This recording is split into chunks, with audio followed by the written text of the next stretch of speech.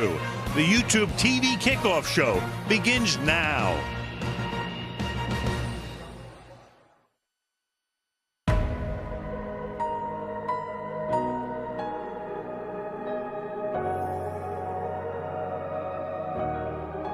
I'll be the last one standing, 2 hands in the air, I'm a champion. You'll be looking up at me when it's over. I live for the battle, I'm a soldier. Yeah, I'm a fighter like Rocky. Put your flag on your back like Ali. Yeah, I'm the greatest, I'm stronger. Bet my dues, can't lose, I'ma own ya. Hey, I've been working my whole life, and now it's done.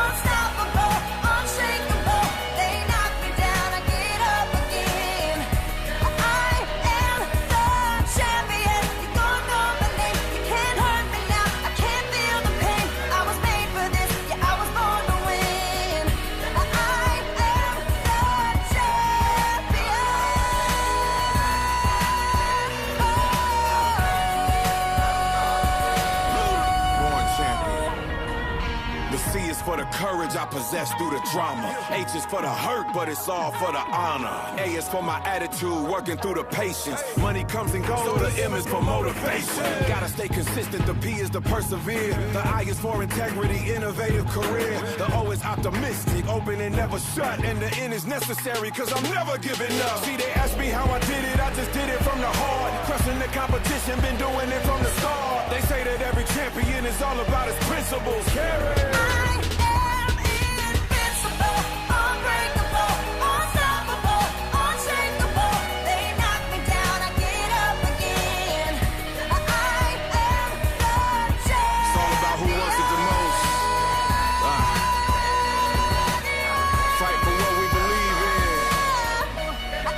Champions are made of. Yeah. Champion.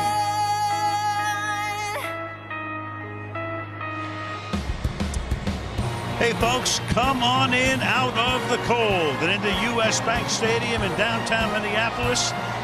Philadelphia taking on New England as we get set for Super Bowl 52. Into the Eagles locker room. NFC champs 13-3 during the regular season. Playoff wins over Atlanta and Minnesota to get here.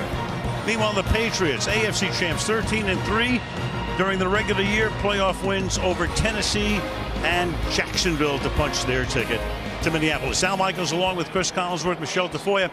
There is no doubt that the Patriots have redefined the definition of dynasty. Remember, this is a league built for parity, to even things out. And here they are right now on the cusp of winning a 6th title in 17 seasons, which is unprecedented. Now, the Eagles have had a good amount of success over the last half century, but what's eluded them, of course, is the brass ring, the Lombardi Trophy. That's the one thing that's missing. Will that drought end tonight here in Minneapolis? We'll know in about 3.5 hours. There's so many good stories, so many good storylines. What's up front in your mind right now? Well, everybody knows Tom Brady, but Nick Foles, not so much. So let's go back to 2013 when Nick Foles put together one of the great seasons we've ever seen in the National Football League. Let's go back to just 2 weeks ago in the championship game when he was so sensational in that game. Is he Tom Brady? No, he is not. But he is certainly capable of tremendous, great performances. Again, so many great stories. We'll get to all of them after the kickoff show resumes following this. Tonight's kickoff show is presented by YouTube TV. Back in Minneapolis, the temperature right now downtown Minneapolis, 2 degrees. Feels like minus 13, but in US Bank Stadium, warm and toasty and about 70 degrees. Philadelphia Eagles coming out of their locker room. Let's meet the Philadelphia Eagles starters. Nick Foles, Arizona. Jay Ajayi, Boise State. Alshon Jeffrey, South Carolina. Nelson Aguilar, Southern Cal. Torrey Smith, Maryland. Zach Ertz, Stanford. Halapulavati Vaitai, TCU. Stefan Wisniewski, Penn State. Jason Kelsey, Cincinnati. Brandon Brooks, Miami University. Lane Johnson, Oklahoma. Brandon Graham, Michigan. Fletcher Cox, Yazoo City High School. Timmy Jernigan, Florida State. Vinny Curry, Marshall. Nigel Bradham, the Florida State University. Danielle Ellerby, University of Georgia. Michael Kendricks, Cal. Jalen Mills, LSU. Malcolm Jenkins, The Ohio State University. Rodney McLeod, the University of Virginia. Ronald Darby, Florida State. Jake Elliott, Memphis. Donnie Bag of Bones Jones, LSU. Rick Lovato, Old Dominion. And there are the Philadelphia Eagles, and now ready to come out of their locker room. A franchise playing in its 10th Super Bowl. Tom Brady will lead them out, the league MVP. Let's meet the New England starters. Tom Brady, Michigan. Deion Lewis, Pitt. Brandon Cooks, Oregon State. Chris Hogan, Penn State Lacrosse. Danny Amendola, Texas Tech. Rob Gronkowski, Arizona. Nate Solder, Colorado. Joe Tooney, North Carolina State. David Andrews, University of Georgia. Shaq Mason, Georgia Tech. Cameron Fleming, Stanford. Eric Lee, South Florida. Florence Guy, ASU. Malcolm Brown, Texas. Trey Flowers, Arkansas. Kyle Van Noy, Brigham. Elandon Roberts, the University of Houston. James Harrison, Kent State. Malcolm Butler, West Alabama. Patrick Chung, Oregon Ducks. Devin McCourty, RU. Stephon Gilmore, South Carolina. Stephen Gostkowski, Memphis. Ryan Allen, Louisiana Tech. Joe Cardona, United States Naval Academy. Please welcome the NFC champion, Philadelphia Eagles. Hold on, wait a minute. Y'all thought I was finished? When I wore the ass tomorrow, y'all thought it was rented. Flexing on it, some like Popeye on the spinach. Double M, yeah, that's my T-Rose, the captain, I'm lieutenant. I'm the type of cat that men casting, grind like I'm broke. That Lambo, my she don't ride like my ghost. I'm riding around my city with my hand on my toes. Cause and I gotta make it back home.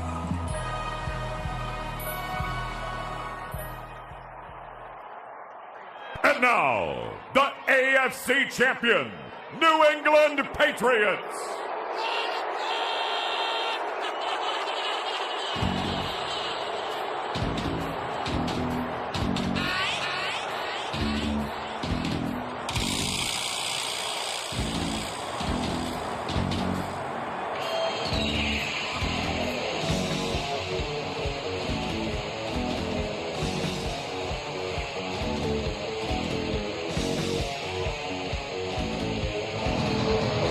Tell by that crowd reaction, this is a Philadelphia crowd.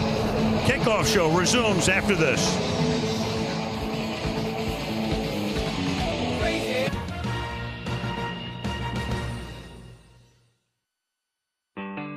Walter Payton retired as the NFL's all-time leading rusher, but it was his work as a humanitarian that amplified his legacy.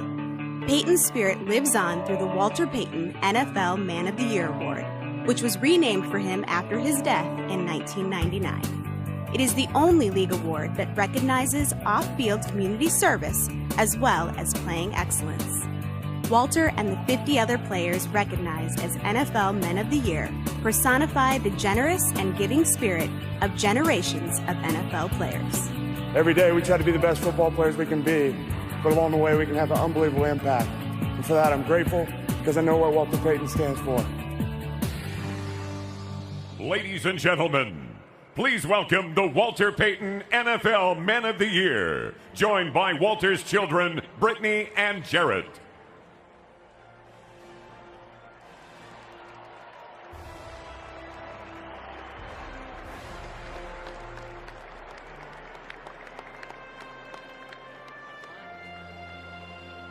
We are honored that our father's legacy continues to be exemplified by these great men that join us on the field today. Please join us in welcoming the newest member to this family, the 2017 Walter Payton NFL Man of the Year, J.J. Watt.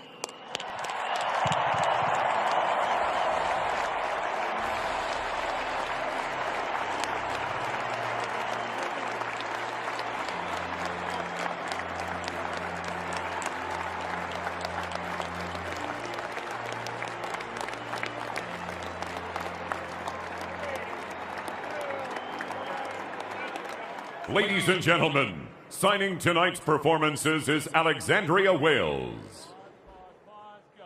In celebration of our country, performing America the Beautiful with the Twin Cities' own Angelica Cantante and Communication Youth Choirs, please welcome Tony and Grammy Award-winning performer Leslie Odom Jr.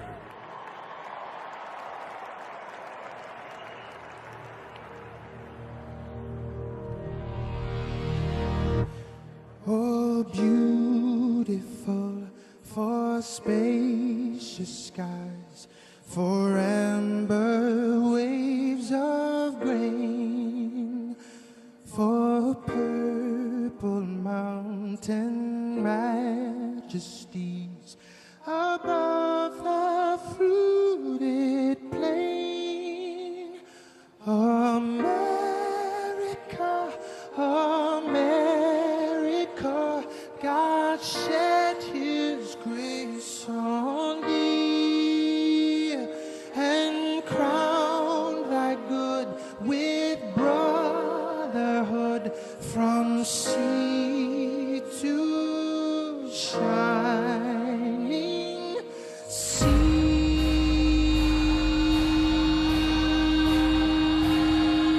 Yeah.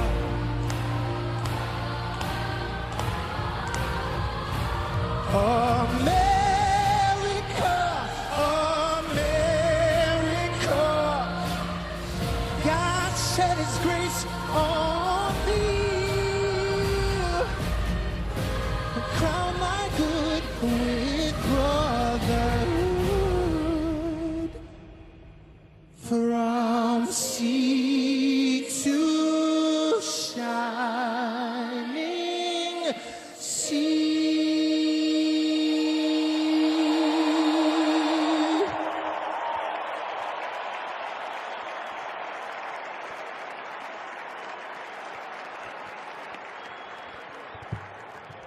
Presenting the colors this evening is a Joint Service Color Guard from the Military District of Washington.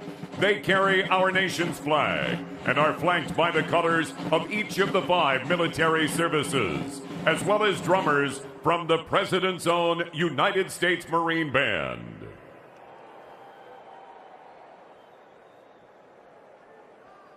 Colors, present arms. To honor America and perform our national anthem, please welcome 3-time Grammy winner, Pink.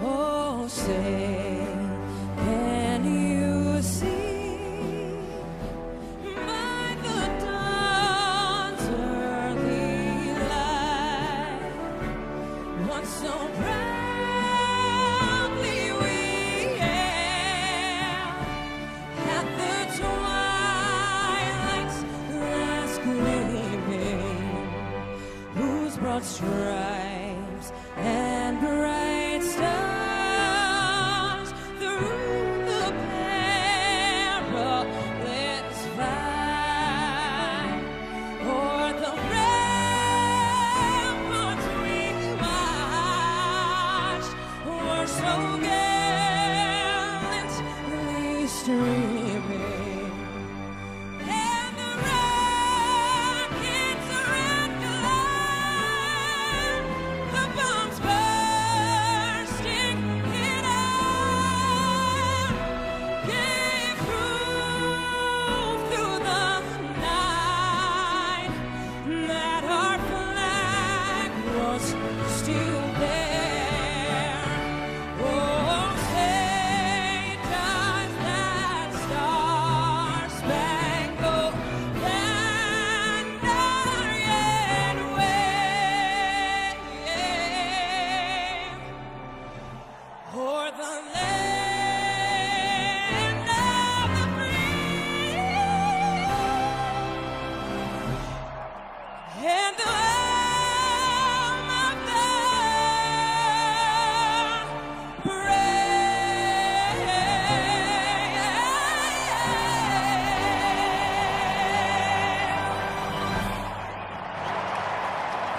From the flyover outside U.S. Bank Stadium, kickoff show resumes after this.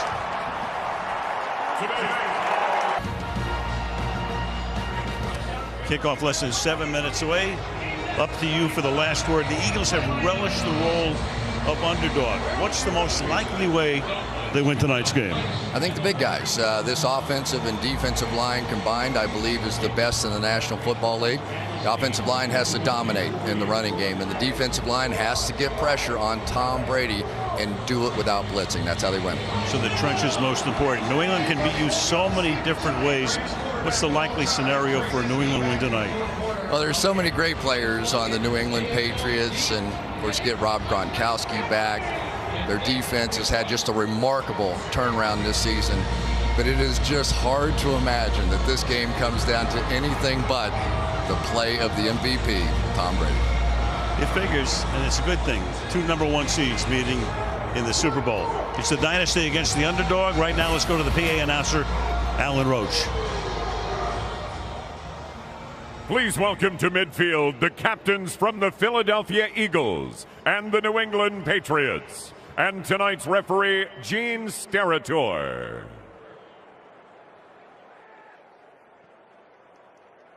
And now, ladies and gentlemen, please welcome an extraordinary group. 16 recipients of the Medal of Honor, the highest award for valor in action against an enemy force, which can be bestowed upon an individual serving in the armed forces.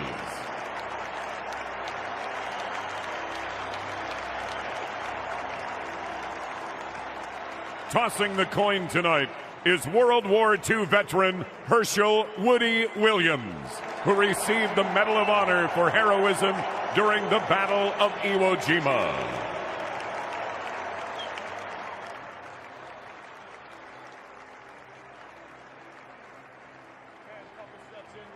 Couple steps in, men.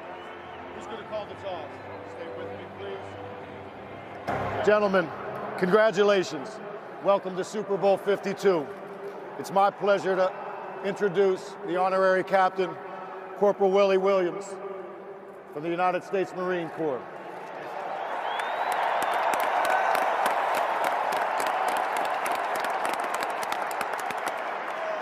Woody is a Medal of Honor recipient for his service to the United States in World War II. Yes, sir. Gentlemen, this is the coin for this afternoon's game. The Lombardi Trophy Super Bowl 52 logo is a head. The team logo is a tail. Corporal Wilson, the honor is yours. Captain, call the toss. The call is tails. Ready to go? Yes, sir. And it is a head. New England, you've won the toss. They'd like to defer. You want the ball. Which way would you like to kick? Turn around for me, men. Philadelphia. All right, now for the final word. Down to the field, and Michelle Tafoya. Michelle.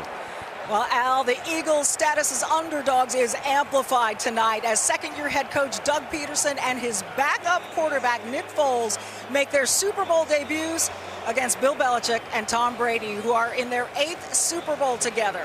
And that experience has made this game seem normal to Brady. He told us, "I don't feel the nervousness or anxiety of this being the Super Bowl. It's like, okay, it's a game." Meanwhile, Foles got some advice via text from Drew Brees, an alum of the same Texas high school, saying, "This is a big stage with a lot going on, but you will hone back into the game." Helping Foles do that will be Peterson, who was Brett Favre's longtime backup in Green Bay. And Peterson's message to Foles has been, if we worry about what Brady and the Patriots are doing, we're not thinking about what we're doing. You're not Tom Brady. Let's go be Nick. Michelle, a ton of star power. Ready to get it started. Super Bowl 52 on the other side of this break. Due to the following special presentation of the National Football League. Super Bowl 52.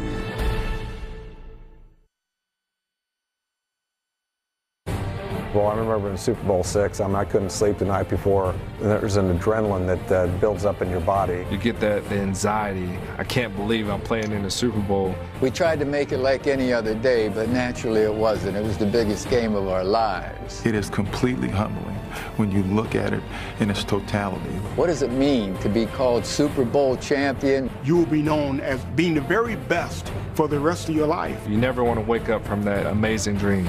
No one can ever take that away from you.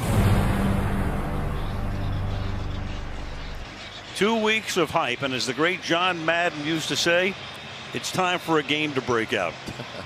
And not soon enough. New England kicking off. They won the toss. They have deferred. So we'll see the Philadelphia offense. You've got Varner and Clement back deep. Tom Brady over on the sideline. Foles will go right to work after the kickoff. And with the flashbulbs popping in Minnesota, here we go on a line drive kick fielded by Clement at the 1-yard line. To the outside he goes, and he gets run out of bounds by Patrick Chung up at the 25-yard line. What a story for Nick Foles. A lot of you have been reading about it, hearing about it over the last month or so. Took over when Carson Wentz got hurt. What an odyssey. But during the postseason, he has been tremendous. Started his career with Philadelphia, went to the Rams after his release, spent last year as the backup to Alex Smith in Kansas City, and then came here. LeGarrette Blount starts in the backfield. They have 3 good running backs. Ertz repositions and sets up in the slot to the right. They go right to the air, and the pass is caught by Nelson Aguilar for a gain of 5 up to the 30-yard line, tackled there by Kyle Van Noy. Just a little zone defense to start things off for Aguilar, and I love what Doug Peterson did. Instead of coming out and being cautious, letting Nick Foles come out and just get settled with a run play, come out and throw it right away. Get him in the game. Matt Patricia, who will be named head coach of the Detroit Lions in a couple of days, was on the left. Blunt is the back, and again a pass out here is caught by Aguilar. Foles ended the championship game by completing his last 15 in a row, so that's 17 straight. Yeah, and you know, he seemed so confident, didn't he, Al? It did not seem too big. He played great in the championship game. I thought his vision, his focus down the field, some of the scrambles in the pocket were tremendous. And you can look at that during the regular season, not very good. In postseason, tremendous. Postseason, the 2 games against Atlanta and Minnesota. From the 32, 3rd down and 4. Foles flushed out, keeps his eyes downfield, and completes it to Alshon Jeffrey. First year with the Eagles, came over from the Bears, and Philadelphia with the game's first down. Alshon Jeffrey, who's been coming up big, is going to come in, loop back out here, and because the Patriots had an inside stunt, that allowed Nick Foles to scramble just a bit to his left, buy that extra time. Jeffrey had 9 touchdown receptions during the regular season. From the 49. Here's their first running play. It's Blount, and he will get stuffed by Kyle Van Noy. Blount looking for his 2nd Super Bowl ring in a row. Won it with New England last year and then came over to Philadelphia in the offseason. How about this play by Kyle Van Noy? Just hammering off the edge. This is exactly where they're trying to get the run game going. You can see the reduced look inside. Off tackle runs are going to be huge, but if Kyle Van Noy plays like that all night, you could forget that option. Loss of 2. Now you've got Jay Ajayi. He was picked up in midseason from Miami. He's in the backfield. And here's the first of the run-pass options, the RPOs as they are called these days, and the pass is incomplete. At the 38-yard line, Torrey Smith could not hold it, and it's 3rd down and 12 for the Eagles. Yeah, for Doug Peterson, he is not going to get beat tonight because he's afraid, because he's nervous about his quarterback. We saw it in the championship game. He is going to dial up some shots, and we also know from Nick Foles that he likes that style. He does not want to apologize to Bill Belichick or anybody. He's coming out firing. 3rd and 12.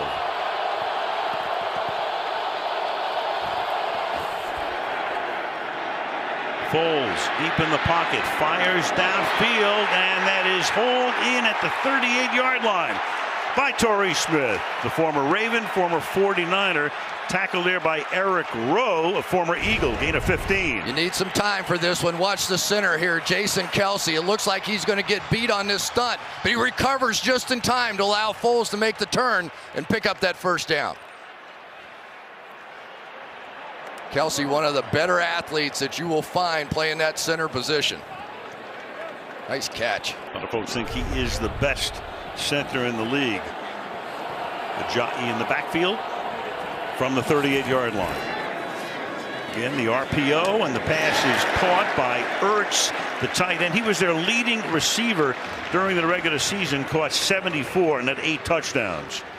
Yeah, they caught Kyle Van Noy in a coverage where he was going to drop back over the middle, and that time Nick Foles, who seems to have his eyes working out here. You know, sometimes, Al, early in a Super Bowl, early in a real pressure situation for the quarterback, you don't quite get that focus going, but we saw it in the championship game, and what a drive he's putting together here. And there's Carson Wentz, who might have been the MVP had he stayed healthy. Hurt against the Rams in December, and that got Foles into the lineup. 2nd down and 3, and this time they hand it to Ajayi on an inside run. Ajayi picks up a ton of yardage after contact, as does Blunt. And Ajayi kind of worked his way out of Miami. There was a lot of storm and drying down there. We were there in midseason, and you know, he has a different idea as to why he was released. The Dolphins will tell you another thing, but Philadelphia thrilled to have him. Al, he is a violent runner. He is a violent finisher.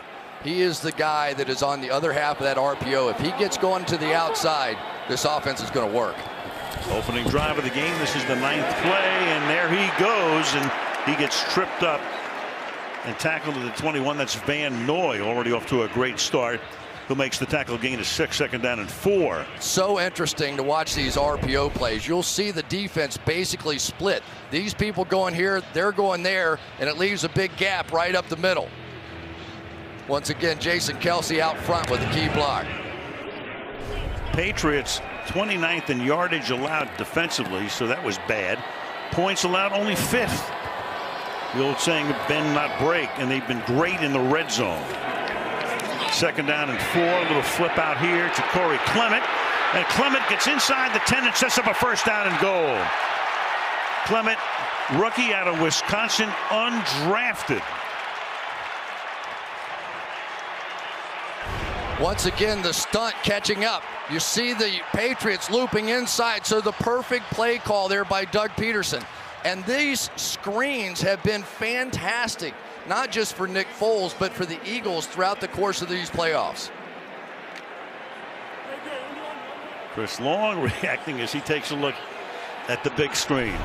Here comes the 11th play of the drive.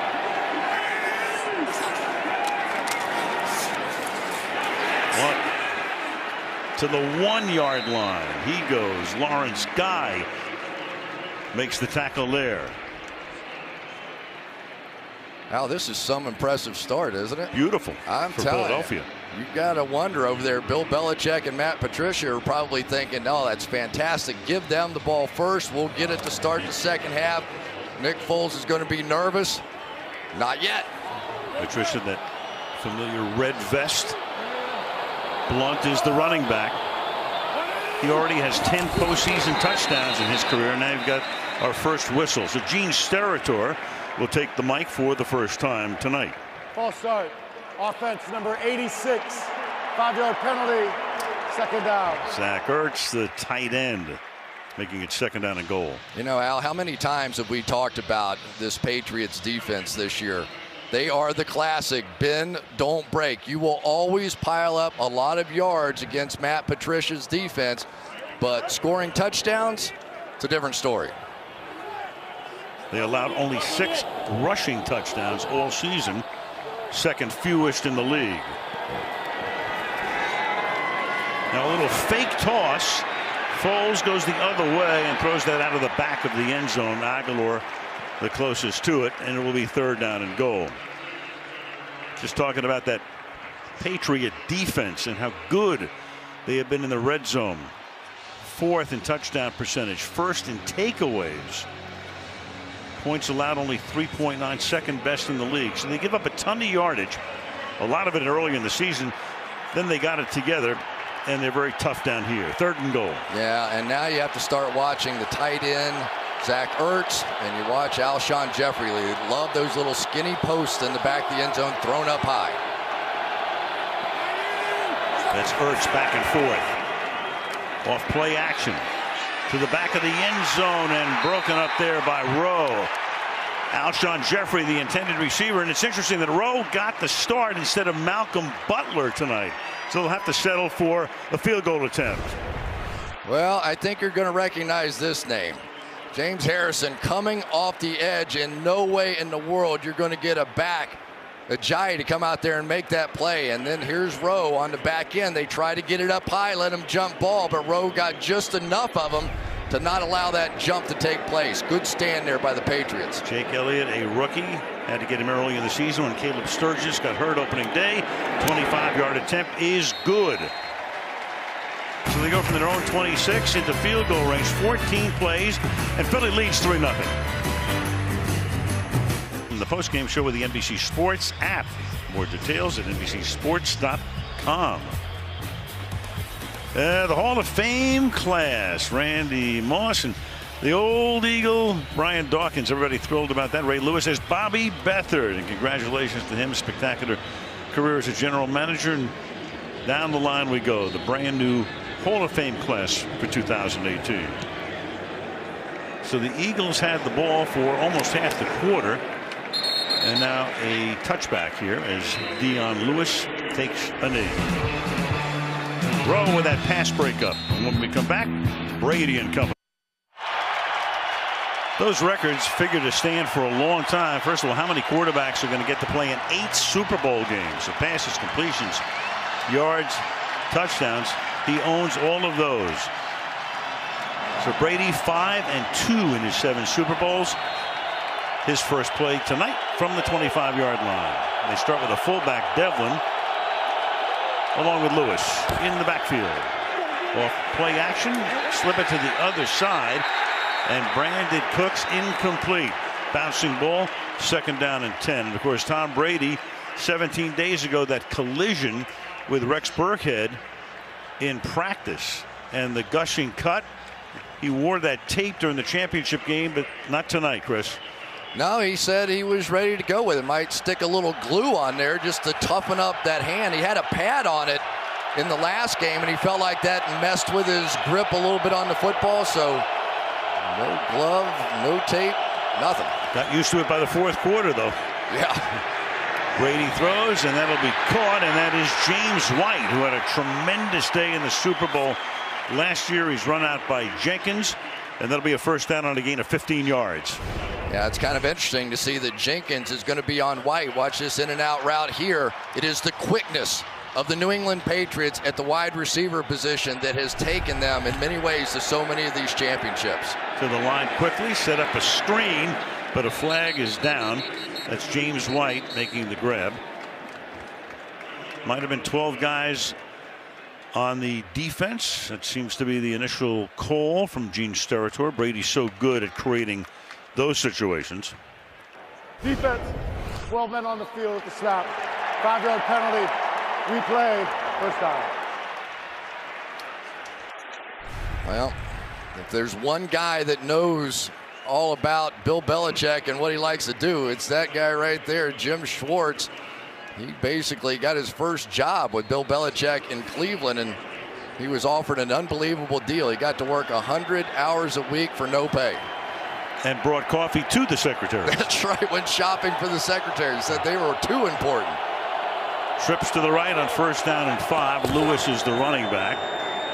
Off play action, good protection. Wide open, Chris Hogan, who gets inside the 30 and takes the ball down to the Philadelphia 27-yard line. Amendola with a great block, and Brady's going to take him right up to the line after a gain of 28. Yeah, and this is going to be an issue, I think, tonight for the Philadelphia Eagles. This is a team that lost their signal caller in Jordan Hicks. Can they keep up with the pace of Tom Brady? end around. Give it to Hogan, who just made that last catch, and he'll get spun out of bounds at about the 23 by Jalen Mills. How about Rob Gronkowski? You think he's back from the concussion? Check this one out. Goodbye. Welcome to the Super Bowl, rookie Derek Barnett. Got hurt. Yeah, got hurt against Jacksonville and didn't pass the concussion protocol until this week. They had the 14 days off. Lewis and the fullback Devlin in the backfield on 2nd down and 6. 6.5 minutes to go in the quarter. Philadelphia on top 3-0. Brady fires over the middle, caught at the 14-yard line. Rob Gronkowski led the team in catches this season. Rodney McLeod makes the stop. 1st down, New England. Play action an issue. You put the big fullback in, James Devlin, and the middle linebacker reacts, and they get in behind him. That is going to be a problem. This defense, especially this run defense of Philadelphia, is predicated on those linebackers coming down hard and making plays in the run game. Very susceptible to play action. They split the fullback Devlin out this time. You got White in the backfield. White caught 56 passes this season. And Brady will check it down to him, and the ball at the 8-yard line as he's able to haul it in there. White had 20 points in the Super Bowl last year. 3 touchdowns, including the game winner in overtime and a 2-point conversion. There's Josh McDaniels, offensive coordinator. In a couple of days, he will be the head coach of the Indianapolis Colts. Yeah, James White has more receptions out of the backfield than all the Eagles running backs combined. Eagles defense, 6 drives, only 1 touchdown allowed. Patriots have gotten into the end zone 8 times in 9 jaunts, and this is White stopped at the line of scrimmage by Nigel Bradham, making it 3rd down. Yeah, now we come down to it. Same situation, right? Both teams go up and down the field. Here are the Patriots now with a 3rd down inside the 10-yard line. Can they convert? They've run 7 plays, 2 runs, 5 passes. Gronkowski split out wide. That's your first option. If in fact he doesn't get help, maybe leaning that way a bit now. 3rd and 4. And they send White into the slot. Brady looks that way, then fires over the middle. Broken up at the goal line. Jalen Mills intended for Gronkowski, and it's 4th down. Yeah, Brady got away with one there. That ball was well behind Gronkowski, coming on the slant, coming across the middle. And Mills, I think if he had been able to get in front just a bit with his other hand, might have had an interception right there. A break for the Patriots. Steven Gostkowski in his 12th year in the league. Boy, have they had a pair back-to-back. Adam Vinatieri there for so long. Gostkowski a dozen seasons. 26-yard attempt. Ryan Allen to put it down. And the 2 teams with similar opening drives, each ending with field goals. 3-3 in Super Bowl 52. By Toyota, when we're free to move, anything is possible. By Solo, a Star Wars story in theaters May 25th. And by Sprint. Analyze the data and switch to Sprint today. Super Bowl 1, you could have gotten into that game for $12. Robert Kraft. It's the 9th time his team has been to the Super Bowl. Got there once before Brady and Belichick. Jeff Lurie watched his team in 2004 lose in Jacksonville. You did the game on Fox to New England. It was an exciting game then as well. As a matter of fact, that first Super Bowl for $12, you spent $24 on that one, didn't you? Yeah, I did. 49-yard line seat. It was perfect. Gostkowski to kick off. And this is returnable to Barner from the 2-yard line. And young Barner back up to the 24. We used to call it the run-pass option, but now in the vernacular, RPO. Yeah, and basically all it means is the quarterback has the option. He's going to look at a linebacker or a safety or somebody, and they have gone to that and basically decided that Nick Foles is just so much better running that offense than what he was before. So during the bye week, he was able to make the conversion, and we see the Patriots, they have struggled a bit against it. So Foles going to work here. starts the game 6 of 9 for 61 yards. Doug Peterson in his second year as the Eagles coach, and he calls the play, sends him in to Foles, who throws over the middle, and that is caught, and staying on his feet and picking up some extra yardage, about 8 total, is Nelson Aguilar, who had 2 pretty mediocre seasons and then had a breakout year this year. Tell you what, how about that action after the catch and made somebody miss? This team in general is very good at breaking tackles after the catch. And there goes James Harrison back in coverage. He's going to take a big shot and miss the much shiftier Nelson Aguilar. Harrison, 39 years old, oldest defensive player in the league, long-time Pittsburgh Steeler.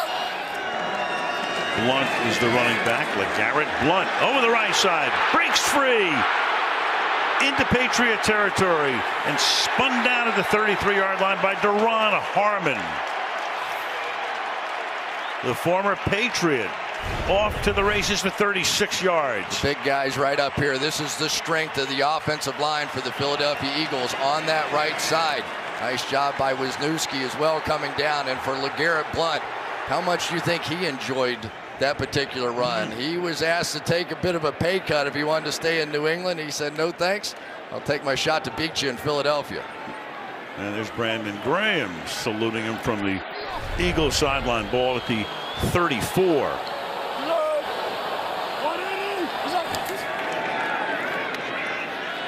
Off play action, going for it all into the end zone, and it is caught. Alshon Jeffrey for the touchdown. He beats Eric Rowe, who made the big play on the first drive to hold him to a field goal, but not this time. The former Bear, 34 yards and a touchdown. And Nick Foles told us, he said, early in this game, I want to be able to take my shot. And there goes his big guy. As we have seen, these Philadelphia Eagles have a way of playing above the rim. You watch these receivers come on the field, you think you're getting ready to watch an NBA game. They go up, box out, rebound, and they've been putting points on the board with that formula all season long. Every scoring play, of course, gets reviewed. Looks pretty good to us from this point as they check it out. You know the phrase these days, can you survive the ground? Can any of us survive the ground? Right. Not the underside. Confirmed. Here we go, here we go, here we go. And you heard Steratore say it's confirmed. So Philly with the game's first touchdown. And Elliott now for the extra point. Donnie Jones puts it down, and that kick is no good. He missed it. Once more, the Foles pass into the end zone, but they missed the extra point, and it's 9-3.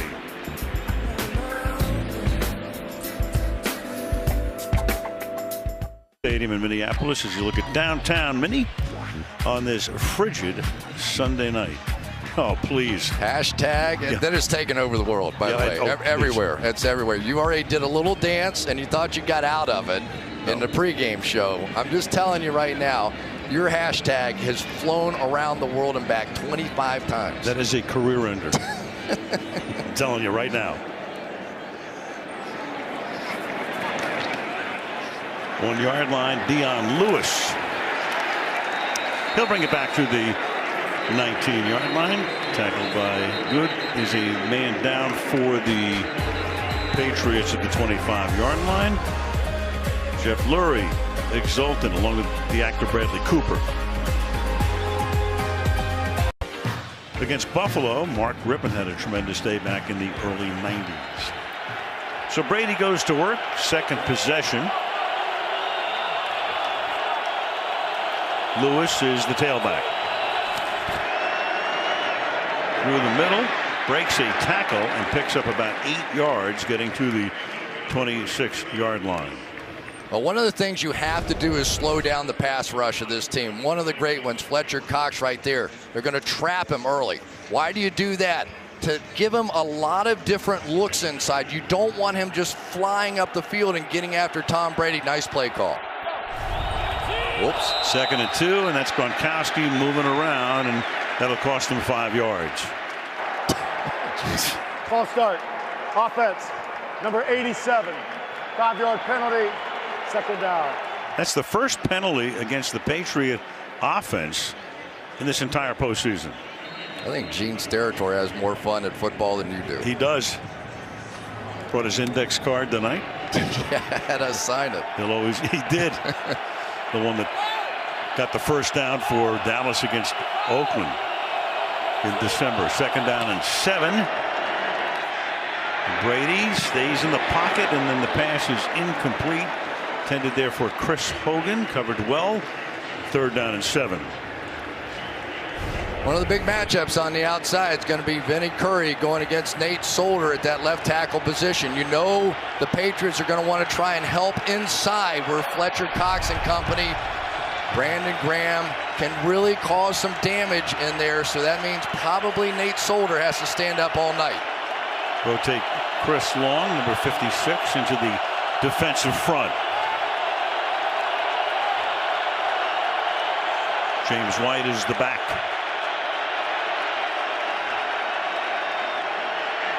Brady under pressure, slips away deep downfield, and getting free is Danny Amendola, and breaking tackles and taking it all the way to the 29-yard line. Danny Playoff Amendola is his new nickname. Here we go, right down the sideline. It's going to be right there, and this is just a blown coverage. You saw Ronald Darby moving inside. It was a zone defense, and Tom Brady knew it. His wide receivers on the outside flip-flop spots. The Eagles didn't adjust. He knew exactly what he had. A minute to go now in the quarter from the 29-yard line. Off play action. Fires, caught. Hogan backhands it and picks up a first down on a gain of 12 to the 17-yard line. Tackled there by Corey Graham. Well, we have seen this Eagles defense all season long lead the league. Highest percentage of 3 and outs, and yet they are really struggling with this pace of Tom Brady. No huddle again. Big hole again to the 11-yard line. We've had a lot of offense. I mean, we haven't even played a quarter. New England has 149 yards, and New England or Philadelphia has 149, and New England has 138. And Tom Brady is like, do not get in arguments or fights out here on the field. These guys are tired. Let's wear them down. Get out of those altercations. Don't let them rotate. 2nd and 4. Slipping through the middle, taking it to the 8, and that'll take us to the end of the quarter. James White is there. So the next period begins with a 3rd down and 1. End of 1, 9-3. Philadelphia, Super Bowl 52, and NBC continues after these messages.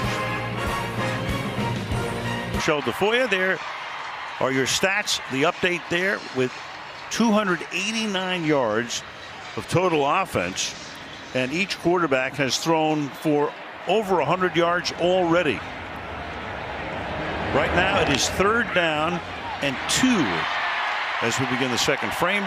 Brandon Bolden comes into the game, and now they move him into the backfield behind Brady.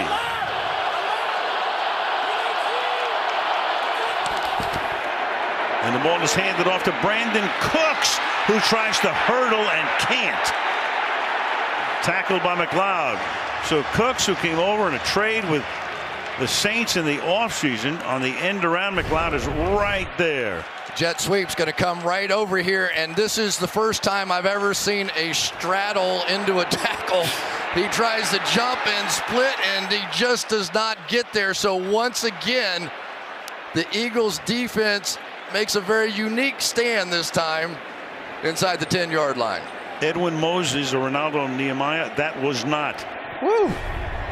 Gostowski for a 26-yard field goal attempt, which is juggled, and then he hits the upright. Cardona was the snapper, so each team has missed a kick. Philadelphia an extra point, and New England missing a field goal attempt. It's going to be bobbled inside somehow. Allen gets it back on the tee, and Gostkowski tried to slide back to the right, but caught the upright. And for Bill Belichick, what a disappointment. He was telling us he felt like that special teams were the strength of this team, and that one hurts. Special teams coach Joe Judge doesn't see that very often. Peterson loves it, of course. And it's 9-3. Boy, remember that tackle on a 3rd and 2 to set up that field goal, to set up that miss. So now from the 20-yard line, Nick Foles, who is 8 of 11 for 102 yards, and tosses it to Ajayi trying to get around the corner, runs into his own man, and that's a tough 2 yards. He's 2nd down and 8. One of about 3 really core defenses. You're going to see these 3 guys playing inside. So now you run off tackle, or you run outside, or you throw the football. And so the Philadelphia Eagles and Jay Ajayi. And now I thought one of the huge things that came out of this trade with Ajayi was the fact that it gave them that outside speed. LeGarrette Blount, we saw him run up the middle. He's a big, strong guy, but Ajayi's speed has really made a difference on this Eagles team. 2nd down and 8 from the 22.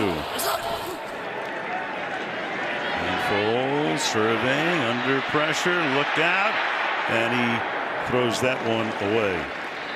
Seems like a million years ago. We were there opening night in Foxborough. Remember how it started? Everybody thought New England did so much during the offseason, they might have a perfect season.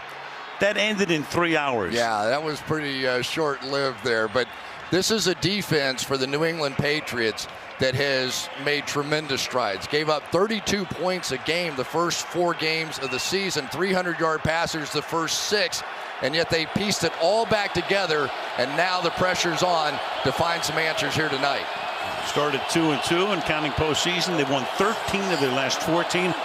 Only a Monday night loss at Miami, the only blemish. 3rd down and 8. Foles backing up, backing away, escaping, keeps his eyes downfield. The pass is incomplete at the 30-yard line.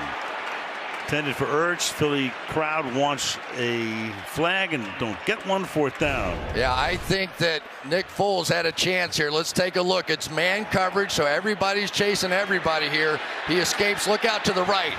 Probably would have run for the 1st down. So the first 3 and out. Donnie Jones, 14 years in the league. First time he's been in the Super Bowl.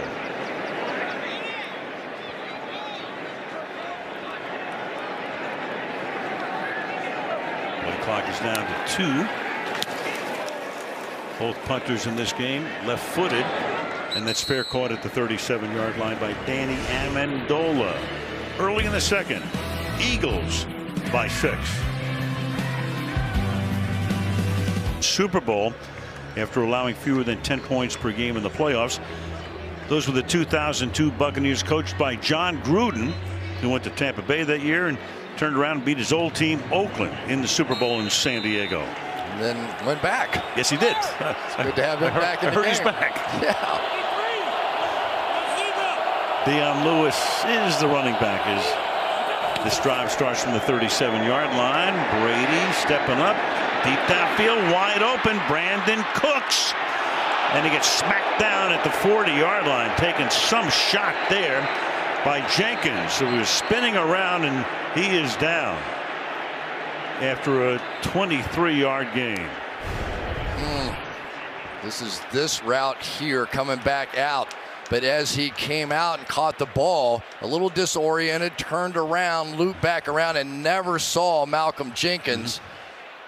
And that definitely was a little helmet-to-helmet on that hit. And, of course, Rob Gronkowski.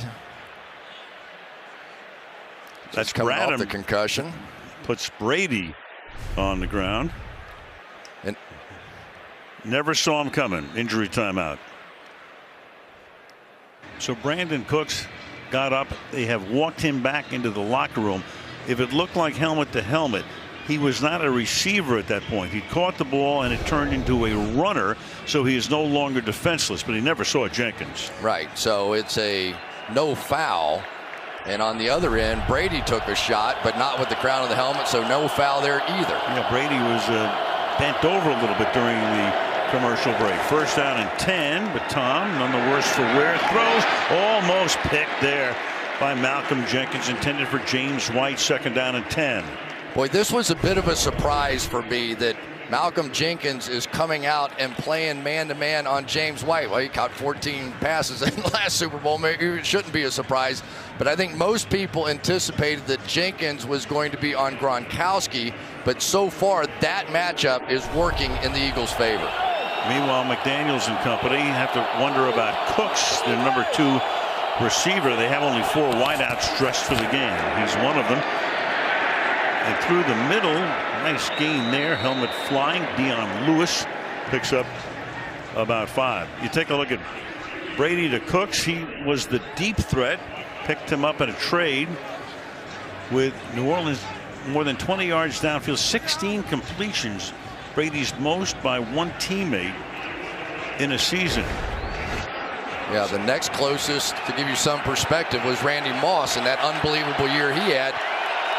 He did not match that number of Cooks. Philip Dorsett will take his spot, Cooks' spot, number 13. Meanwhile, third down and 5 here. And now you got it flipped back here to Danny Amendola, who throws, and it's Brady who can't haul it in. So Brady was free, looks over his shoulder, trickery and deceit, fourth down. Has to be out of the shotgun or this play is not legal. It obviously is. Tom Brady is just going to hand off and then ignore, he's not doing anything, and there he goes. And immediately Chris Long knew he was in trouble, and Brady with the bad hand and no tape. You wonder if maybe that had a little something to do with why he didn't want that pad on that hand. They had that play in the back of their mind. You do. So it's fourth down and 5. They'll go for it from the 35-yard line.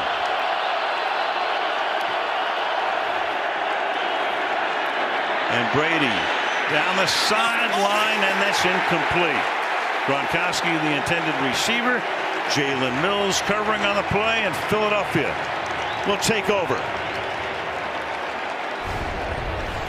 11:53 to the half, 9-3, Philly. Malcolm Butler, hero 3 years ago in the Super Bowl, has not played a defensive snap tonight. The Patriots are telling us a coach's decision. Of course, it was easier to get information out of East Germany before the wall went down than to get injury information from New England. But Butler has not played a defensive snap yet. Eric Rowe has taken his spot. Here's Ajayi. It's wrapped up 1 yard behind the line of scrimmage. This was during America the Beautiful. Butler was very emotional on the sideline. You can't guess what this was about, but he's played on special teams tonight, but not on defense.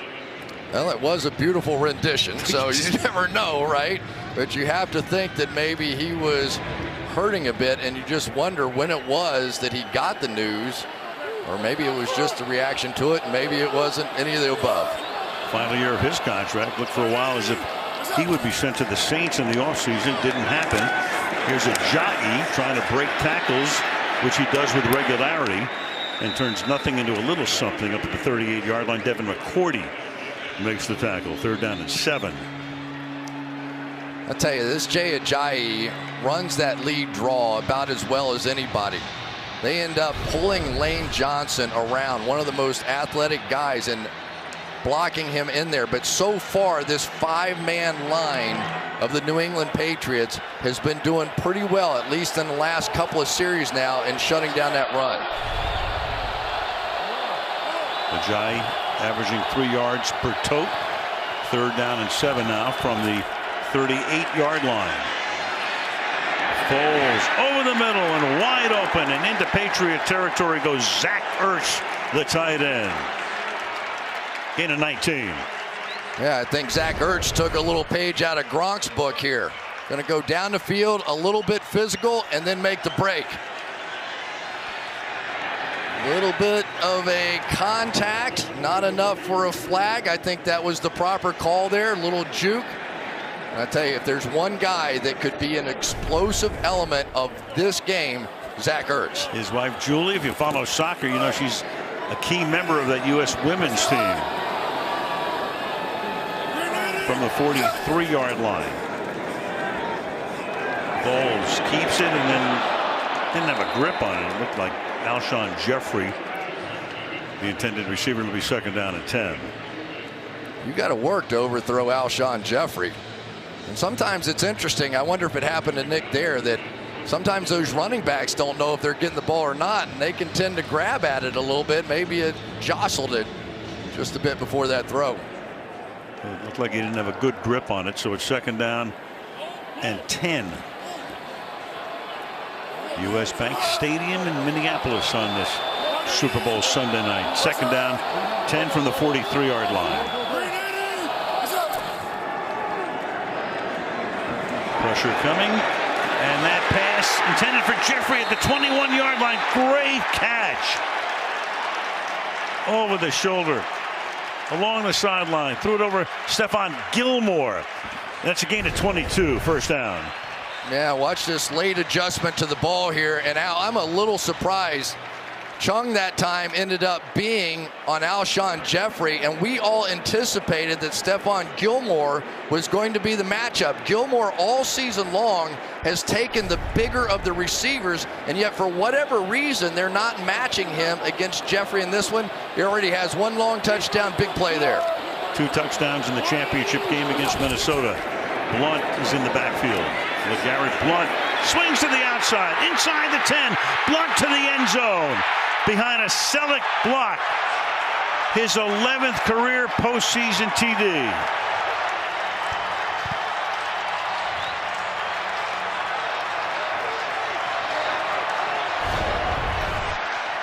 Most athletic center in football. Watch him get out in front of this play. Not only gets the initial cutoff, which you have to have on those outside zones, stays with it. One more push down the field, gets a Landon Roberts out of the way, and there you go. For LeGarrette Blunt, how sweet is this payback?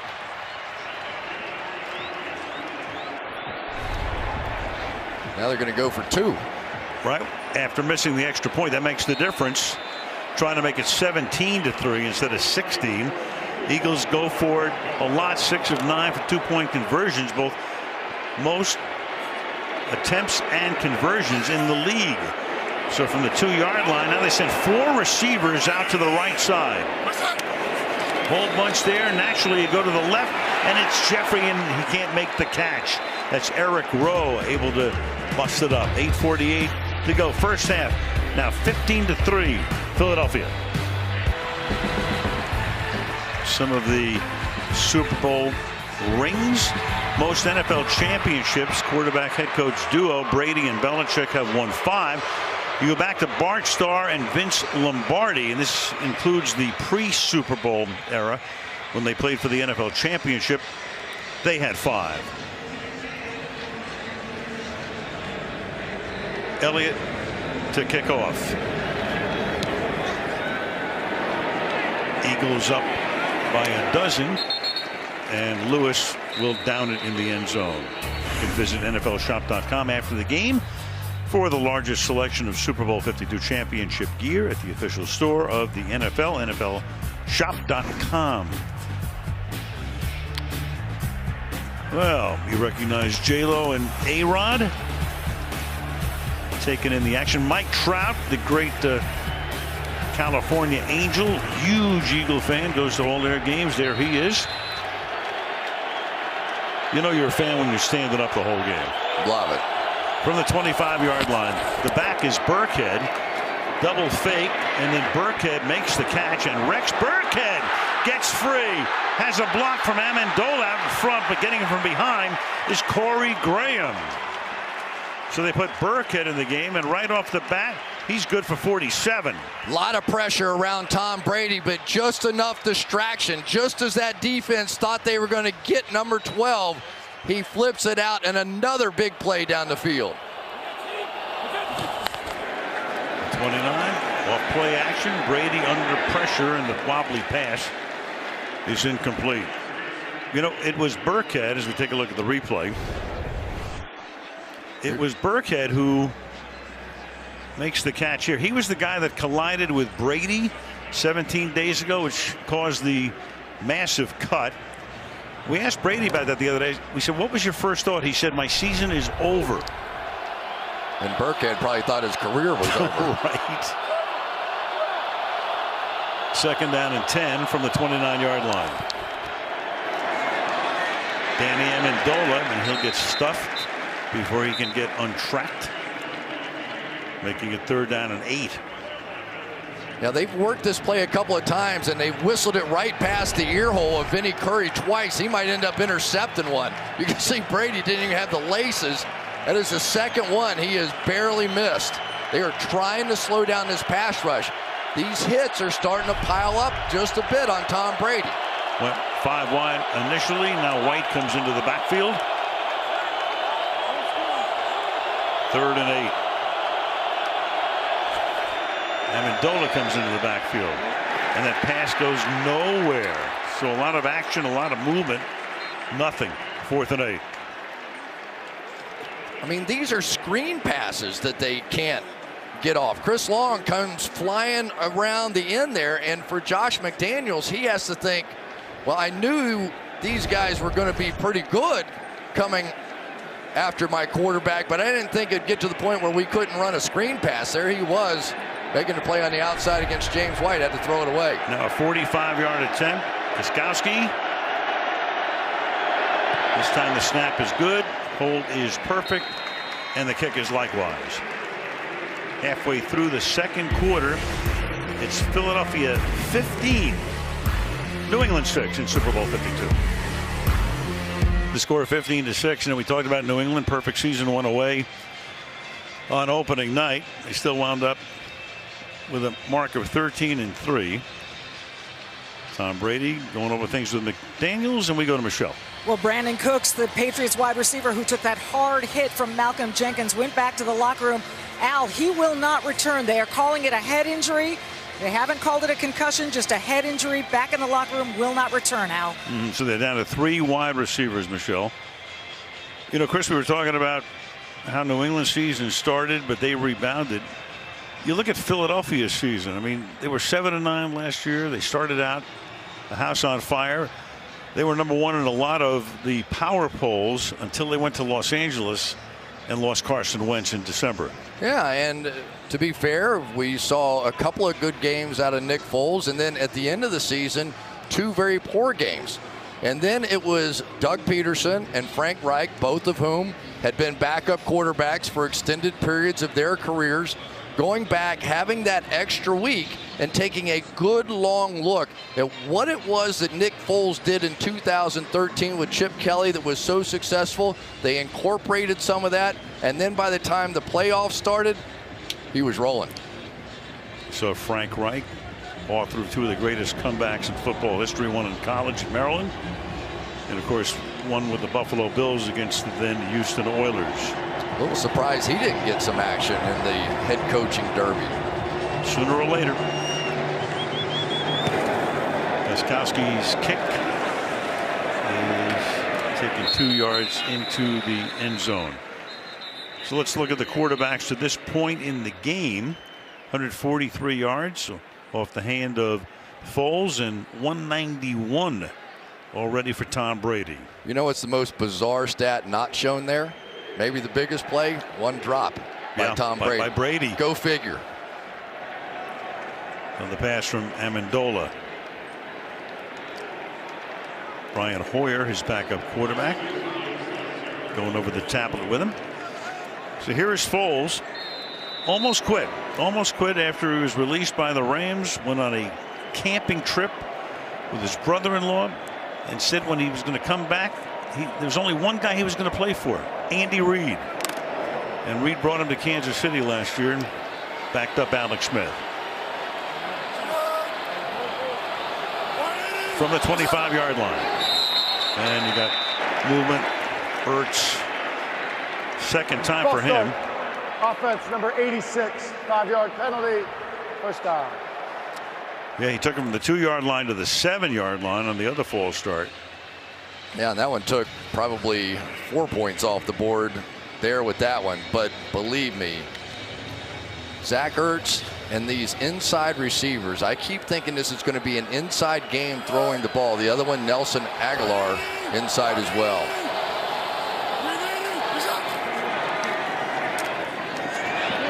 First and 15. Clement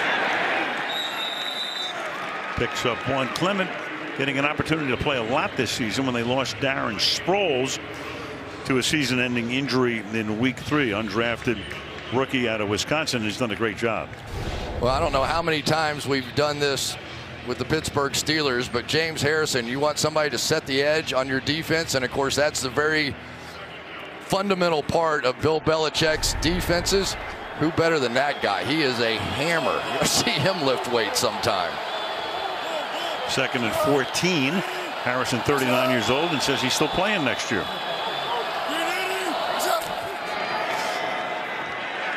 Foles gets it away. Caught. It's Torrey Smith. Spins his way up to the 31-yard line. Tackle there by Gilmore. It makes it 3rd down and 3. I love what Nick Foles is doing. Sees the blitz, throw it right behind it. If you see the blitz coming, just throw it right over his head. There he is. Nice pickup. Nick Foles is seeing the field. 3rd down call at 4. 6 minutes to go in the opening half.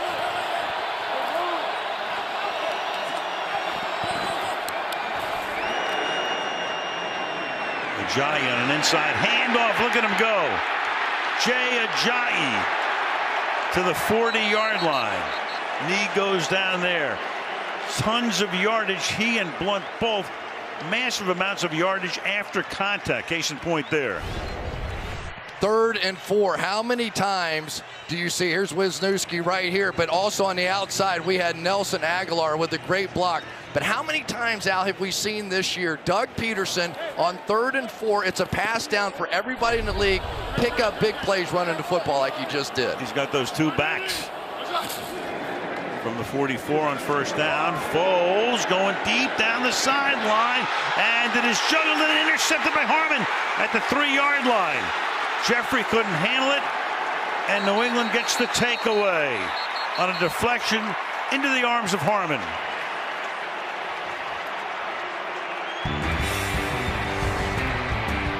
First turnover of the game. He couldn't one-hand it. New England has the ball.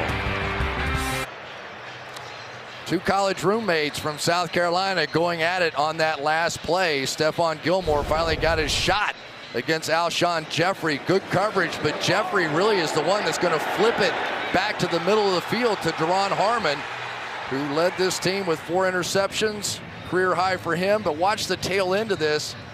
He's got it maybe, and then just flips it back to the middle of the field, and Harmon said thank you very much. Exactly what the Patriots needed. They start this drive from their own 10-yard line. Lewis is the running back behind Devlin, the fullback, and he gets crunched after a gain of 4 by Kendricks. And we go to Michelle. Well, I spoke with both Alshon Jeffrey and Stephon Gilmore before the game. You know, Jeffrey was Gilmore's a groomsman in his wedding. They each talked about the fun they had in college competing.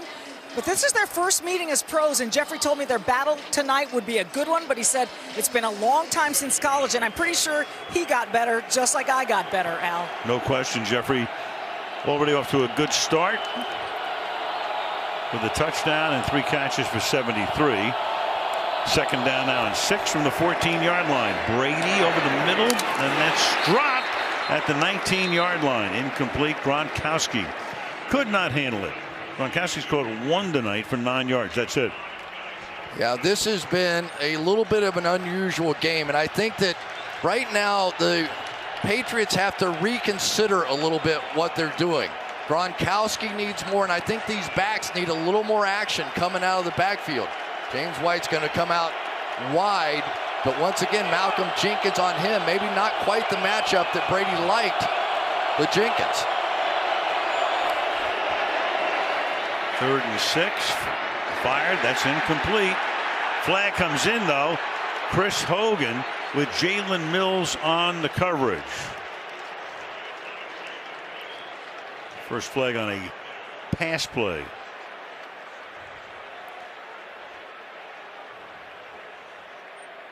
Prior to the pass, holding, defense, number 31. 5-yard penalty, automatic, first down. Here's the matchup right inside there, going across. Let's take a look and see if Mills hooks that hip and turns him. That's what they're going to call, I believe. There's the hold. Yeah, well, it was a chokehold, wasn't it? It was. And it's a first down after a 3rd and 6. Now scooting up to the 25-yard line goes Dion Lewis. He was their leading rusher this year with 896 yards. 2nd and 5. Well, we've talked about him before, but Fletcher Cox, just one of the real stars in the National Football League. And the thing, Al, that I appreciate more than anything about him, he's not just a pass rusher. That guy has a way of finding the ball carrier, devastating initial punch, and then finds the ball carrier.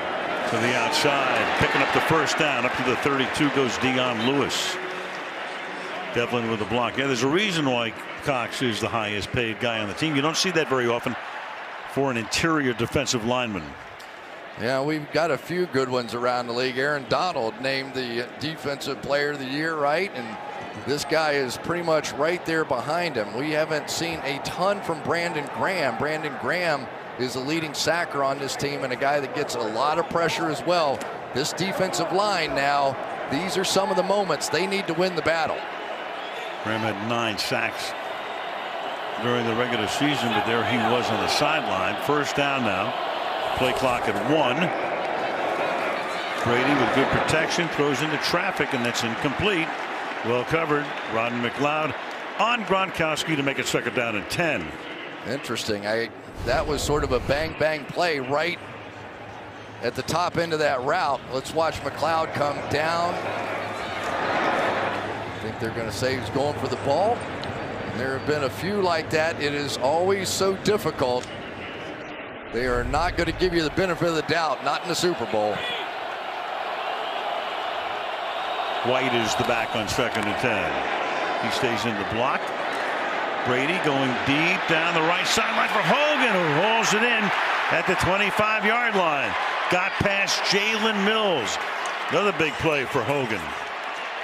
Anytime the Patriots want to go down the field, they're going to chip with these guys on the outside to buy Brady a little more time. And I've been waiting for this one to happen because the New England Patriots knew that Jalen Mills has given up a lot of these double moves on the season. A little hesitate and go, and now the Patriots have a great long drive going.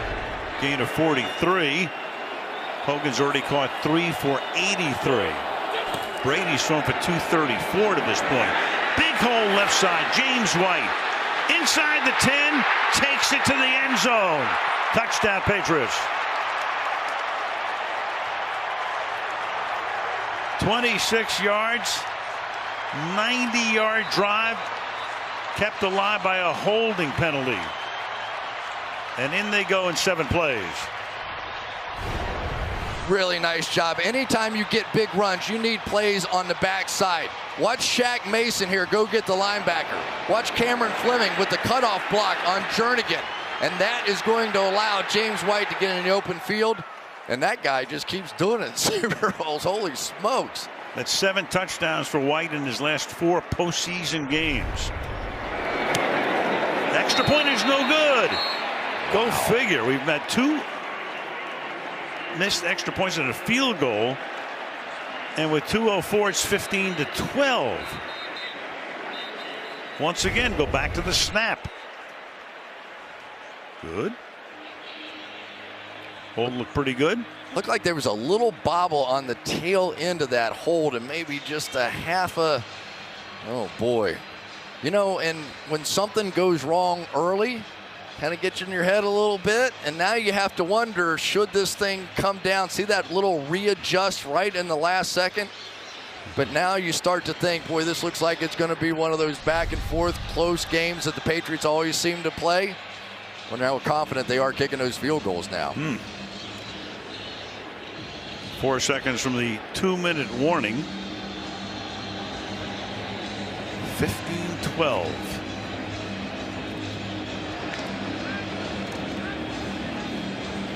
Clement and Barner.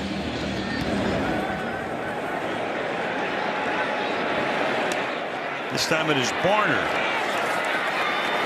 And Barner with a nice run back, and then he gets popped. by Gostkowski. Kicker knocks him down. 2-minute warning. Eagles by 3.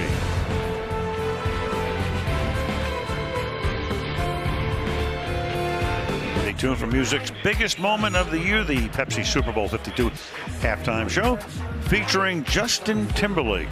Coming your way at halftime. Downtown Minneapolis. This building on the old footprint of the Metrodome. Tore that down. They played for 2 years over at the University of Minnesota Stadium. Architectural marvel built in the shape and image of a Viking ship, home of the Vikings. Doug Peterson is getting ready to unleash right here.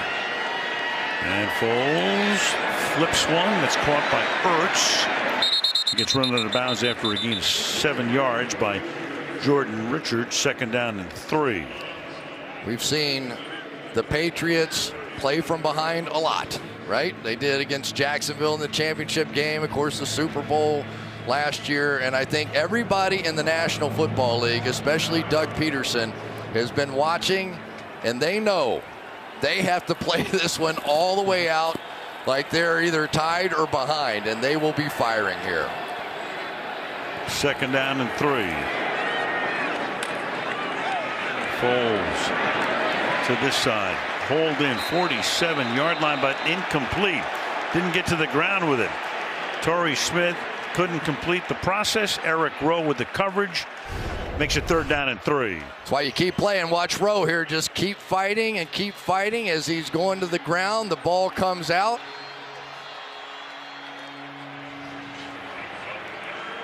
It's a good call.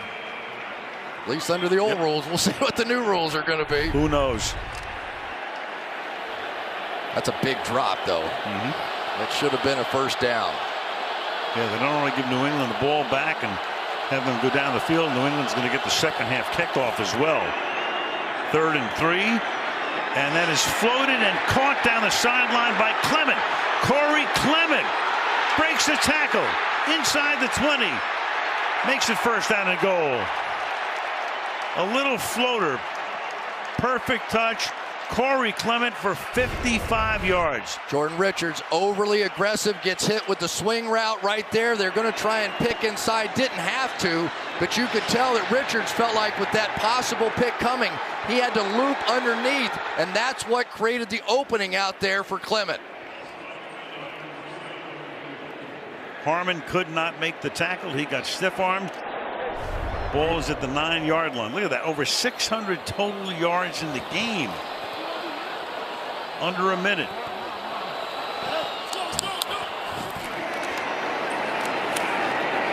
Through the middle. Still on his feet. Clement.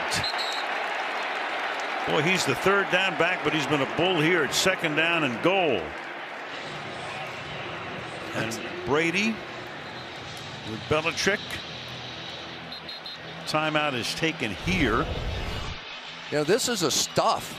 This is a stuff. They should have had this for about a 2-yard game, but Clement just kept driving, and he is really making a statement so far in this game. He got a lot of practice time this week because of the ankle injury to Jay Ajayi, and he's been sensational. He really has come on here at the end of the season. The timeout was taken by New England, trying to conserve some time if they can get the ball back and limit it maybe to a field goal.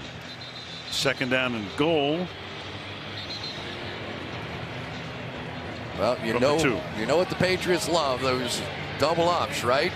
Get the ball at the end of the half and then be able to take advantage, and certainly they hurt Jacksonville with that score at the end of the half in the championship game. Now they've got the full house backfield going, but I bet they shift. Check this out, at least for the moment. A lot of shifting. Yeah, but Aguilar is still in the backfield. With Clement playing the role of fullback. He's going to get to the 1-yard line. It'll be 3rd down and goal, and another timeout is taken here by New England. Toyota halftime report coming up. Guys break down the first half. Tell you what each team needs to do in the second half. Coming up at the half. In addition, of course, to Justin Timberlake. Yeah, I was going to say, as much as everybody wants to hear what they have to say, They might be hanging around for Justin Timberlake. And what you're going to do at halftime. Oh, no. Huh? No, there's no the booty. Challenge? Hashtag Al Michaels. I can see. Shake your booties. No, not going for it? Justin's killing me, I'm telling you. Doesn't go with spinal stenosis, you know. Big moment right here. 3rd down and goal from the 1. 5 receivers. And coverage. Watch the picks. And to the outside, and Jeffrey gets taken down in the end zone by Gilmore. And no flag. So 4th and goal. Let's take a look. Right there, just one-on-one on the outside. I don't think there's enough action there. I thought that's a good call. Looked a little bit more like Jeffrey was just falling back for the ball. Peterson wanted a call and did not get it. Are they really going to go for this? Well, they're lining up to go for it anyway from the 1-yard line with 38 seconds. Whoa, baby. He's a gambler. And they're good at 2-point conversions, so they probably have a play they really like. Philadelphia, 30-second timeout. Taking a look at how the Patriots were lining up 17 4th down conversions. That's the most by any team in almost a decade. 1 for 1 in the 2 playoff games. Doug Peterson, what a job he has done. Longtime backup. Dan Marino was in front of him in Miami, and then for many years Brett Favre on Andy Reid's staff when he got into coaching in the NFL. A decade ago he's coaching high school in Louisiana. This is an unbelievable call. This is like going for the onside kick against Peyton Manning, because you don't want him to get the ball too many times. You don't think you can hold him out, and here we go. This could decide the game. 4th and goal. And they're going to snap it, and it's Trey Burton who throws, caught. Foles, touchdown. How do you figure? They go to the very, very, very back of the playbook for the touchdown. Trey Burton, a college quarterback, and watch all the action. Foles is going to sneak over here, direct snap, everybody comes up, and here we go. What a play call by Doug Peterson.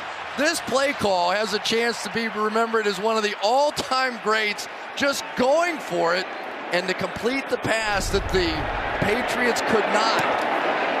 Wow. To Burton, to Foles, Elliott for the extra point. Wow. 34 seconds. What a call. That's Deuce Staley, longtime running back coach. Here we go. They've got all these signals. Shotgun, he would not have been eligible but for the fact he was in the shotgun, not under center. And there's the old basketball player. They talk about Nick Foles. He's more comfortable playing quarterback like a point guard, and here he is receiving the pass that is going to be shown a billion times. There's Mike Trout of the California Angels, the LA Angels of Anaheim. You know, Chris, we started out by talking about, as you look at Patricia on the other side, about Doug Peterson. He's going to be aggressive. That's as aggressive as you could possibly be. You go for it on 4th down with the all-time trick play. One of the all-time gutsy calls right there. You don't make that, give it back to Brady right there. That would second guess forever. What a call. Down in the end zone here. So the Patriots are going to get it with 34 seconds, trying to at least to get into field goal range. 1 timeout. So the pass to Brady did not work. The pass to Foles did. We saw it. They had their own trick play, set it up perfectly, had Brady wide open. Could not make the play. And on the other end, much younger, Nick Foles did. Breathtaking. That's breathtaking. In a Super Bowl, that's a breathtaking call. 323 yards in the first half for Philadelphia. So Brady with a little time to try to get him down the field. Protection is outstanding. Deep down the field into double coverage and incomplete. Intended for Danny Amendola. You had Mills back there with Corey Graham. That took 7 seconds off the clock, second down. Anytime, if you're going to take away Gronkowski, you have to take away this seam route. Look at all the action out here, and I think it's making Brady crazy. This is their go-to play when you're talking about Gronkowski, and yet they have been right underneath it all night long. It's a good play there by Amendola just to break up the interception. Brady hitting only 50%, 10 of 20, but for 234. And he fires, and that's going to be hauled in at the 45-yard line. Philip Dorsett makes his first catch, and New England will take its final timeout with 20 seconds. Well, you have to remember now what the loss of Brandon Cooks is going to mean to this team. Nick Foles over there enjoying that little play. But you've got Brandon Cooks, who was the best deep threat, had the most yards of any deep threat in the National Football League over the last 2 years, and they made the deal to bring in Philip Dorsett to this team. He's a very similar player, but doesn't have anywhere close to the skill set or the experience that Brandon Cooks has. They'll have to play the whole second half, the rest of the game without Cooks. He's gone. They played the entire second half against Jacksonville 2 weeks ago without Gronkowski and still pulled it out. First down.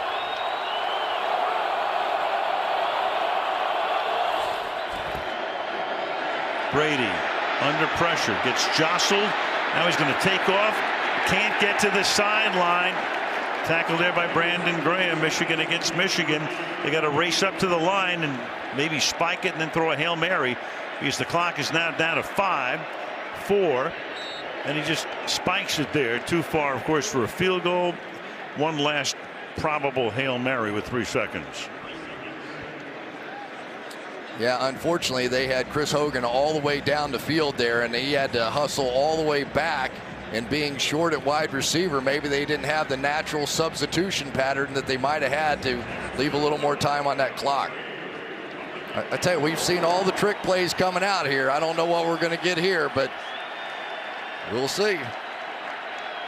Remember, a defensive foul would extend the half. Yeah, and Doug Peterson wanted to talk about it. He knew something strange was coming. Boy, what a first half this has been. It's been crazy. Fantastic. It's been very entertaining. Just fantastic. Yeah. I mean, you know, all of the talk before the game and everybody's, you know, yakking away and the stories and all of that. Who could have predicted this? You know, we have seen the underdog Philadelphia Eagles all season long. That little chip on their shoulder, wearing the dog mask. They have worn that well. Patriots came in. They were awfully confident about this game. But it has been the big plays that have really eluded the Patriots just a bit, and the Eagles have made them, and that's been the difference. Well, they've relished that underdog role. They were the 1 seed, and they were an underdog to the 6 Atlanta in the divisional playoff. Half ends here, barring a defensive foul. And New England will get the ball to start the second half. Send it out here to Danny Amendola. And that will take us to halftime. 276 passing yards for Brady in the half, 215 for Foles. The Philadelphia Eagles trying to win for the first time ever, trying to win the big game for the first time ever. Belichick back to the locker room to begin to make his adjustments, which he makes all game long. And he's pretty good at halftime, too. I'll say. 28-3 last time around. They came back and won. 10-point deficit, nothing. Let's go to Michelle. All right, with Coach Doug Peterson, 4th and goal from the 1. You call a play that results in a touchdown pass to Foles. What inspired the decision to go for it with that call? Well, we had just gone all the way down the field, and I wasn't going to stop. I wasn't going to let our offense be stopped on the 1-yard line. It's a play we've been working the last couple of weeks, and our guys executed brilliantly. No lead is safe against Tom Brady. What's your message to your team at halftime? We got 30 minutes of football. We got to refuel, we got to recharge, and we got to play for another 30 minutes. They're too good on that side of the field, And message is we got to play for another 30 minutes. Coach, thank you. Thank you. Al? All right, Michelle. Well, Sean McVay won the honor, but Doug Peterson, I'm sure, came close in the Coach of the Year balloting. Stay tuned. Music's biggest moment of the year, Pepsi Super Bowl 52 halftime show featuring Justin Timberlake. But next, Toyota halftime report with Dan, Tony, Rodney, and John Harbaugh. The halftime report. Toyota, proud partner of Team USA. What a great time for your first career reception. Nick Foles and the Eagles leading the Patriots 22-12 at halftime. Foles has thrown for 215 yards if you're into numerology, 215 being the Philadelphia area code. We welcome you inside. Justin Timberlake coming up, Dan Patrick, Tony Dungy, Rodney Harrison, and the Ravens head coach John Harbaugh.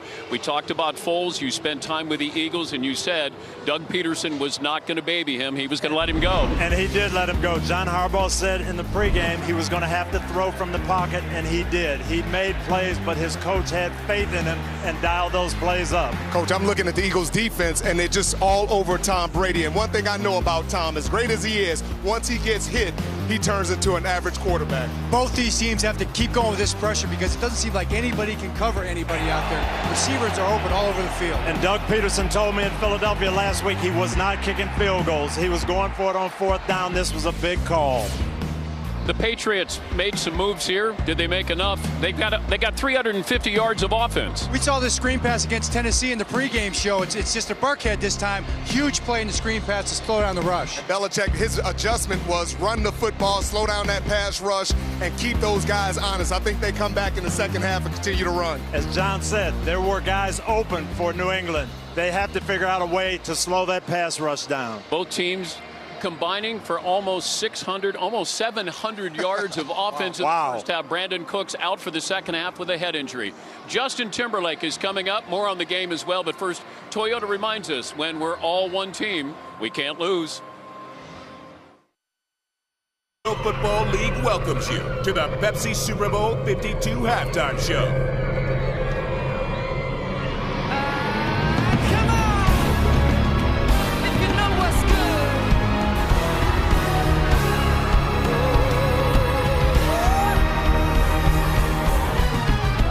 Haters gon'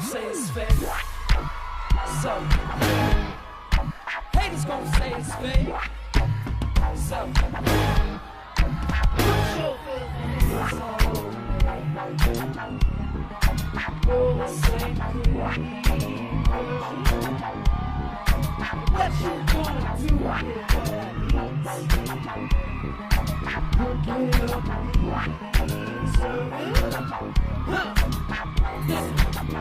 no question, I want it. Everybody's smoking. Your friends, my friends, they give me some 6 and 7. Baby, you go yes, go far, put them on notice. You know what I want to do. Baby, don't you mind if I do? Exactly what you like, time to.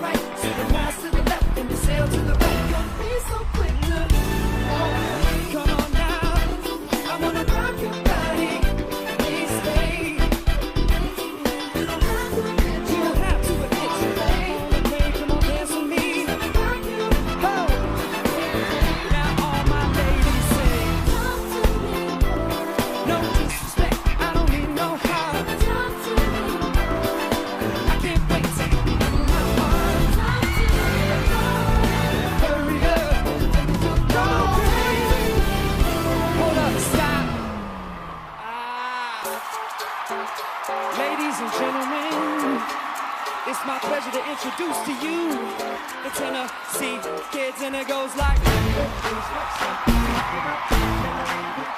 hey, Dad. It's too good. Hey.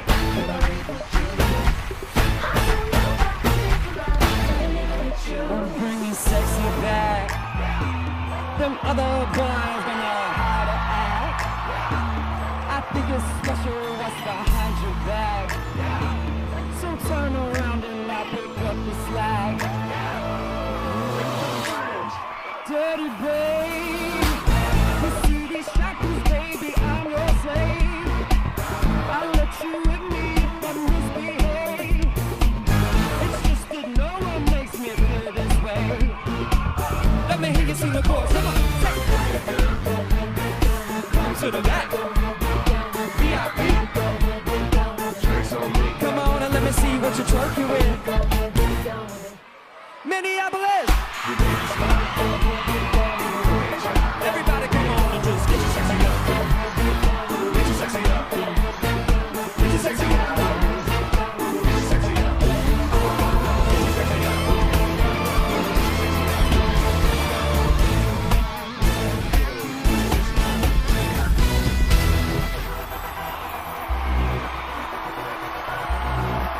How we feeling over here?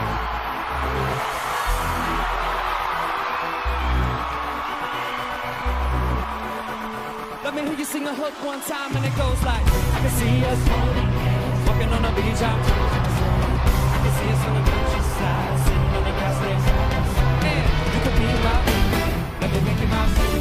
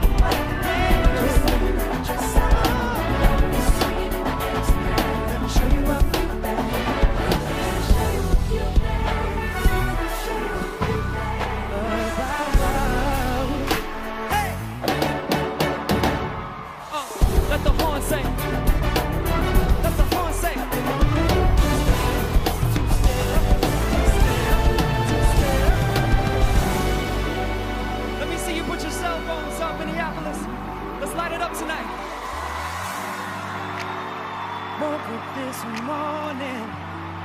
Heard the TV saying something about disaster in the world, and made me wonder where I'm going. So much darkness in the world. I see beauty left in you, girl. And what you give me lets me know that I'll be alright. 'Cause if your love was all I had, this life, don't you know that that would be enough? Oh, you look so beautiful right now.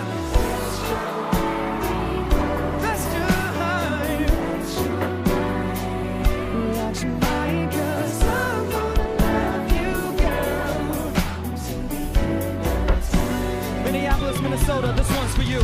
I'm not your woman, I'm not your man.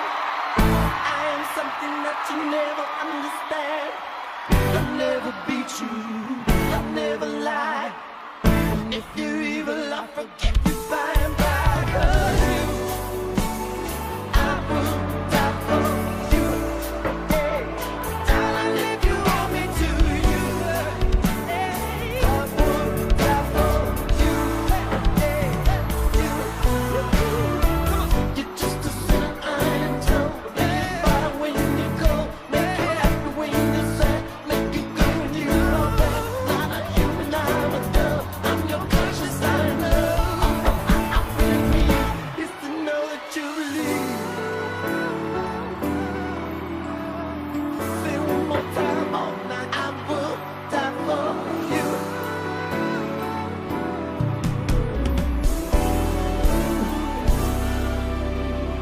Two fingers in the air for Prince tonight. With a hand in my hand and a pocket full of soul, I can tell you there's no place we couldn't go. Put your hand on the glass, I'll reach out and pull it through. You just gotta be strong, yeah. Sing, I don't wanna lose you now. I'm looking right at the other side of me. If they can see the set in my heart, there's a space and where you home. Show me how to fight now. And I tell you, baby, it was easy coming back into you once I figured it out. Somebody say to me, it's like you're my mirror. My mirror staring back at me. I couldn't get any bigger, but then anyone else beside of me, yeah. Now it's clear as this promise that we're ready to perfection, into one. Hey, my mirror staring back at me, staring back at me. Stop.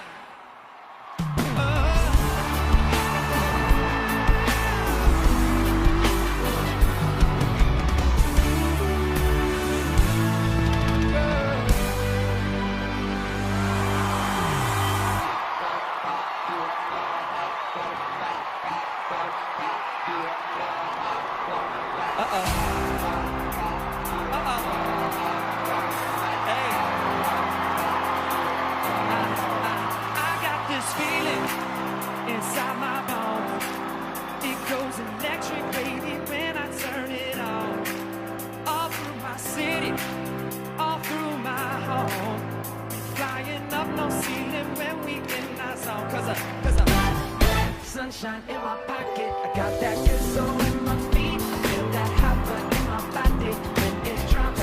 Ooh, I can't take my eyes off of it. Moving so phenomenally. More like the way we rock it. So don't stop, stop. Under the lights when everything goes. Nowhere to hide when you goes. When we move, you already know. So just imagine.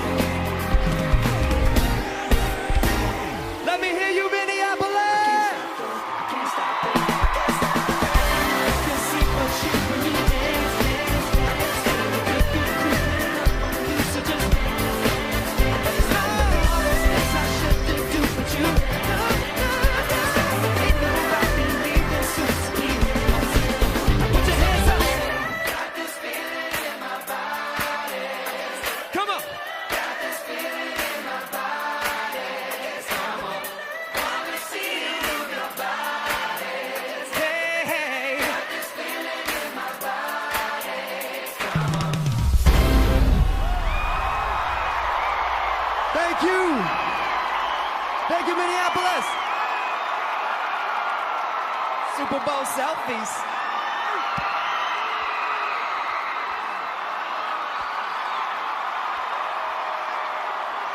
The National Football League thanks you for watching the Pepsi Super Bowl 52 halftime show. Thank you for watching this presentation of NFL Network. Welcome back to another Tide ad. Point Asa Yuriboyna, the winner of this year's NFL Play 60 Super Bowl contest presented by Danimals, brought up the game ball tonight. NFL Play 60 is the league's program, encouraging kids to be active for 60 minutes a day. Patriots trailed by 18 in last year's Super Bowl. They trailed by 10. This is the first game in NFL history to go to halftime with a score 22-12. New England gets the ball to start the second half. Enjoy.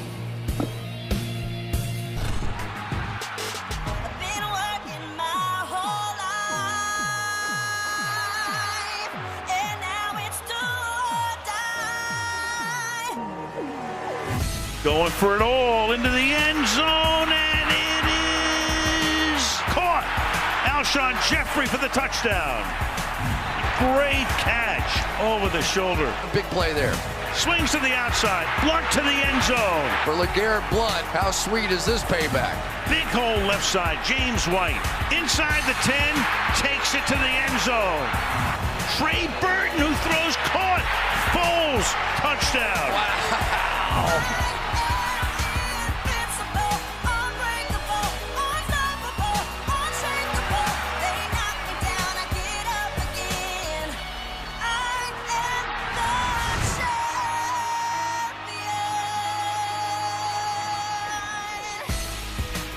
About as entertaining a first half as you can possibly see. 22-12, Philadelphia on top at the break. First Super Bowl, both teams each gained 300 or more yards in the first half. Foles and Brady, first Super Bowl, each quarterback passing for 200 or more in the first half. Foles, the first ever in 52 Super Bowls, first ever quarterback to catch a touchdown pass. 9 different players with a rush or a catch of 20-plus yards. Plenty of offense, 673 yards worth of offense against one team that was number 4 in defensive scoring and the other team number 5. We're just warming up, Al. Here we go. Second half in Minneapolis underway, and New England will take a knee there. Dion Lewis, we go to Michelle. Well, I got a chance to speak with Bill Belichick, and I asked him why he did not start Malcolm Butler and why Butler's not playing on defense. And he said, I made the decisions that give us the best chance to win. And as far as trying to stop their run, he said, we got to do better in all phases. Al. All right. A little bit more of semantic samba there, right, from Bill? What else is new? That was about what we expected. Of course. Thank you, Michelle. From the 25-yard line. Brady begins this drive. Tom, 12 of 23. Play action. Fires and errant. Intended for Gronkowski. Can't connect with him. Gronkowski tonight, 1 catch for 9 yards, period. Brady's missing these throws. This is wide open. Here's the seam against the single safety look. This is their bread and butter. This is Tom Brady and Rob Gronkowski. 25 throws out of 25. They're going to hit that. And we have seen tonight Tom Brady miss some of these throws. I don't know if his hand's an issue, but he has missed some throws tonight. Playing without that tape tonight. White is the back. Again, Cook's out of the game. Head injury. Lost in the first half. Brady stepping up. Avoids the pressure. Throws, and this time it is caught by Gronkowski. He gets free. First down. Graham with the tackle. 25 yards. Let's take a look at Rob Gronkowski in the first half. He's had plenty of opportunities and just not been able to come up with some of those trademark big plays. That last one thrown a bit behind. That was a back shoulder. But it has been this Eagles defense that has continued to make big plays. Take the inside handoff. Brady throws, and that's Gronkowski. So back to him after that 1 catch in the first half. He scored 2 in a row. Graham makes the tackle, and that's good for 24. If at first you don't succeed, it's the exact same play. Exact same play. And if you think they're going to call Gronkowski on that little nudge, forget about it. 325 passing yards now for Brady. White slicing through over the left side to the 23-yard line. You know, it's so interesting. Doug Peterson probably looked at the scoreboard. See, it looks like everybody's okay getting up. Probably looked at the scoreboard when he made that decision to go for it on 4th and 1 down there and said, with the way these guys start the second half, I'm going to be behind by the time I get the ball back. So he went for it. I still can't get over that. That was so bold. Gutsy, as gutsy a call as you'll see. But Doug's been doing that a good part of the season. 2nd down and 6. Brady, good protection again, and throws that one out of bounds, intended for Devlin, the fullback, incomplete. 3rd down and 6. That was nice on the outside there by Malcolm Jenkins. They've been setting that play up with James White flanked out wide. He's going to fake like he's going to go in for the pick. Jenkins did not fall for it. So far, the decision by Jim Schwartz to take Malcolm Jenkins out there on James White has been paying dividends. They've got Gronkowski split wide to the left on 3rd and 6. Brady firing in that direction, hits him, and Gronk gets it inside the 10, takes Graham with him, sets up a 1st down and goal. Yeah, and Brady saw the pressure that time and knew he was going to get the one-on-one coverage on the outside and took advantage. That was one of the few pressures we've seen so far out of the Philadelphia Eagles.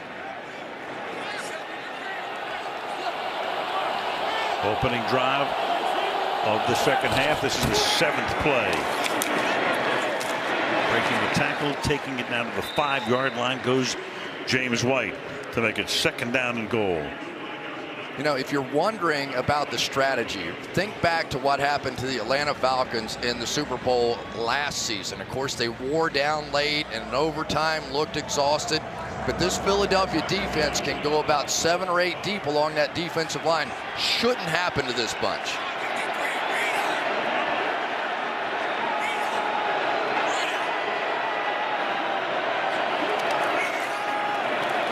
Four-man rush, and then it's caught. Gronkowski for the touchdown. So he goes from a silent night to a big drive here and gets in for the score. Now they're starting to get the combination going. He's going to fake outside, come back inside. Darby's going to slip just a bit, but now the combination. You go back to that game against the Pittsburgh Steelers when everything was on the line. And what did Tom Brady do? He just went after Gronkowski almost every single throw. Gostkowski for the extra point. So Gronkowski catches 4 passes on that drive. They quickly go 75 and turn it into a 3-point game in Minneapolis. Carrier, changing wireless for good. And by Tide. And Tide, and Tide, and Tide. Most championships by a player. Herb Adderley, 6 with the Packers and Cowboys. Fuzzy Thurston won 6 with the Colts and the Packers. Most Super Bowls won by a player. Brady with his 5. And then Haley with the 49ers and the Cowboys won 5. Tom trying to break that tie tonight.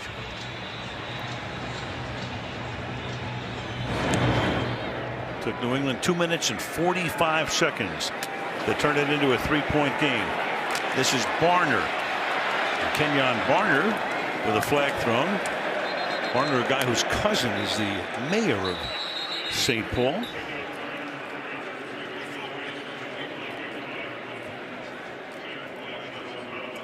Gene Steratore. Only 1 penalty against New England tonight, 4 against Philadelphia. On the return, illegal block in the back. Return team number 54. 10-yard penalty. 1st down, Philadelphia. So far, the difference in this game has been the trick plays going to the quarterbacks. First of all, Tom Brady, a little short arm, couldn't quite get there, and then Nick Foles making the biggest play so far of this season. And so far in this game, we have seen more passes to quarterbacks than punts. We have only one punt in the game by Jones of the Eagles. This drive begins now with Blunt forcing his way through the middle for a gain of 3 up to the 18-yard line. It'll be 2nd down and 7. Yeah, and you really get the feeling that the difference in this game could still be the play of this offensive line. The Philadelphia Eagles had a great first half running the football, and those big guys up front are as good as they can be. I think arguably the best in football. No sacks in the game. Foles, eyes downfield, fires, and it's dropped. Nelson Aguilar going into the kicking net, covered there by Harmon. Incomplete, making it 3rd down and 6. Boy, that was one of those take your breath away kind of throws right there out of Nick Foles. You think he's confident? Look at this tiny little window. There's people all over this throw. Should have had it.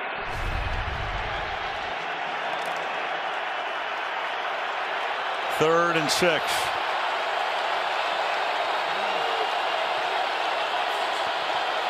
Clement comes into the backfield. They swing him out.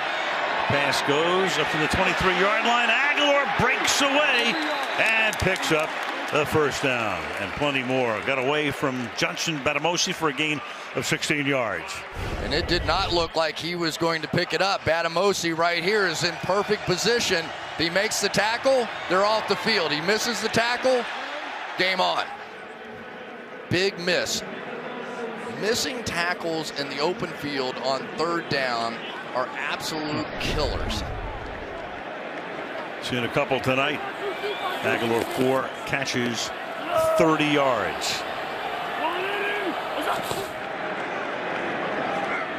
Blunt turns it back upfield, taken down by Lawrence Guy after a gain of close to 5.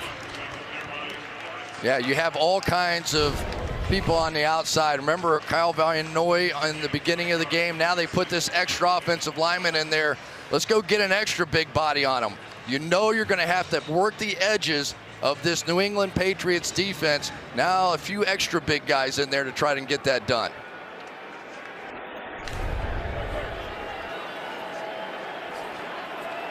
Blunt stays in.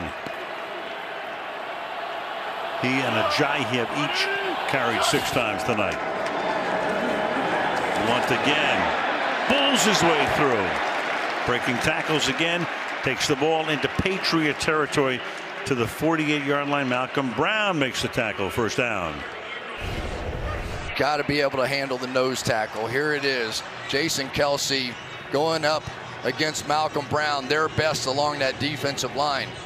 And I've got to think that something is going on with Jay Ajayi. He had the ankle issue this week, missed a bunch, but he is back in there now. Here he is.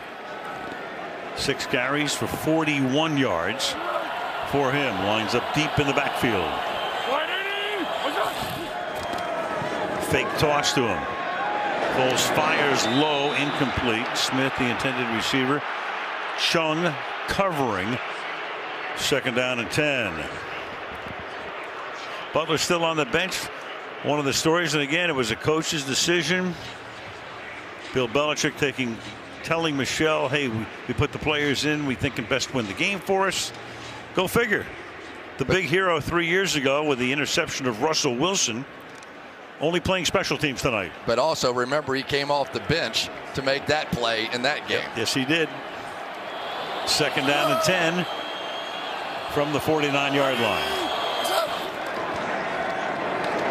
Ajayi swings to the outside, starts to stumble, keeps his balance, takes the ball to the 40-yard line. The former Dolphin setting up a 3rd down and 1 for Philly.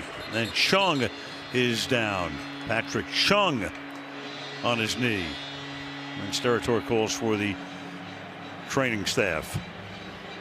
Patrick Chung, one of the toughest guys on this Patriots defense. But let's take a look at Jay Ajayi. He has one of the great jump cuts, and then he just finishes runs. He has just been violent at the end of runs. It has been something to watch this team since he's come over, what he's been able to do. But this is a big, big loss right now for the New England Patriots. Chung out, got popped. Wisniewski also limped off. Isaac Seumalo goes into play left guard, so you're missing Philadelphia as their starting left guard. Chung is out. Jordan Richards comes in to spell him, 37 for the Patriots, and it's 3rd down and 1.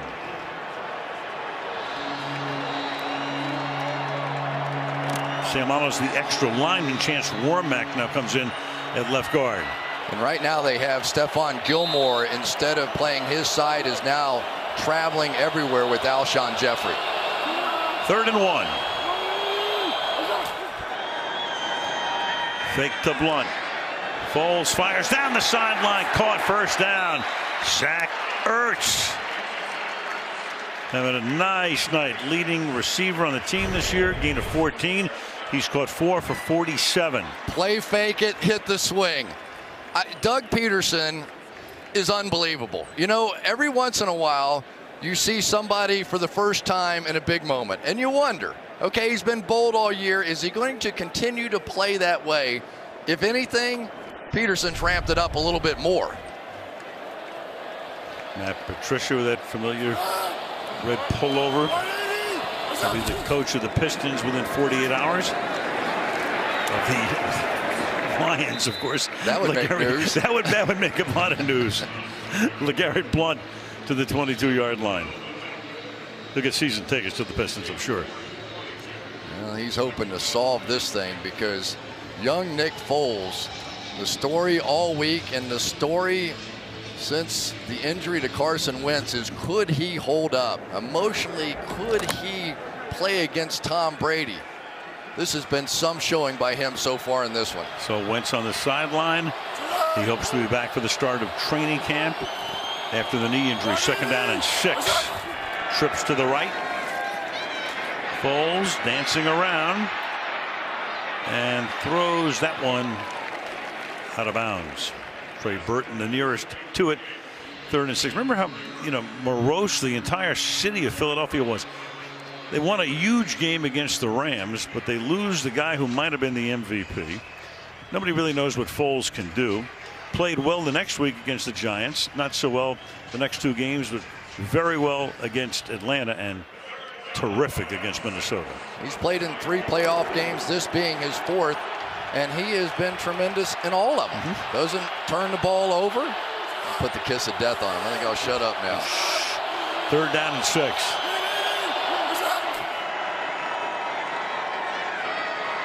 That line does a good job. The pass into the end zone, and it is Corey Clement. Yes, touchdown.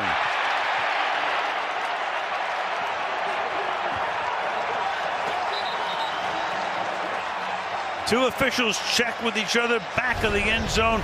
22 yards on what was a 3rd down and 6. Straight down the field. That's Marquise Flowers, a 4-5 sprinter out there on him. And how many times, Al, do we come into the Super Bowl and we say, who is it? Who's the unknown? Take a look here. Starts to lose control. And then that left foot is clearly out of bounds. But did he get the left foot down first with control? Takes it through the ground. Ball begins to wobble a bit. The previous play will be reviewed. Can you say definitively this last step? That's out. It's out, definitely. Under review. Back after this. Wow. After review, the ruling on the field stands. Touchdown. I'm stunned. Yeah, we looked at that. It looks like it can go either way. He begins to lose control, but he's got to get that left foot down there. They contend that he has control here, pins it with his arm, starts to come out. Clearly the The left foot, the second time it came down, was out of bounds. I give up. Yeah, well, I don't know. I give up. If that ball is not loose in his arms when that last foot came down, I give up. I don't know the rules. Elliott for the extra point. So it stands on a 3rd and 6 play. 7:18 left in the third. 29-19 Eagles.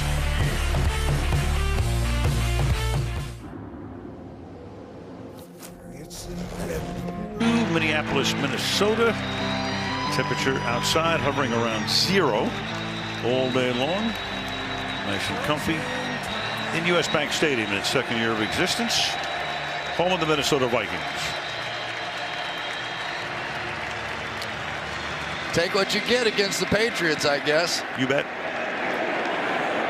Kickoff is going to be brought back.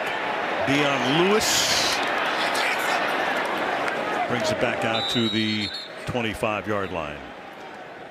Back we go to the catch once more, Chris. To me, here's the question. When does he gain control of the football? When does this start? Does he have control there? I would argue no. That foot steps out of bounds.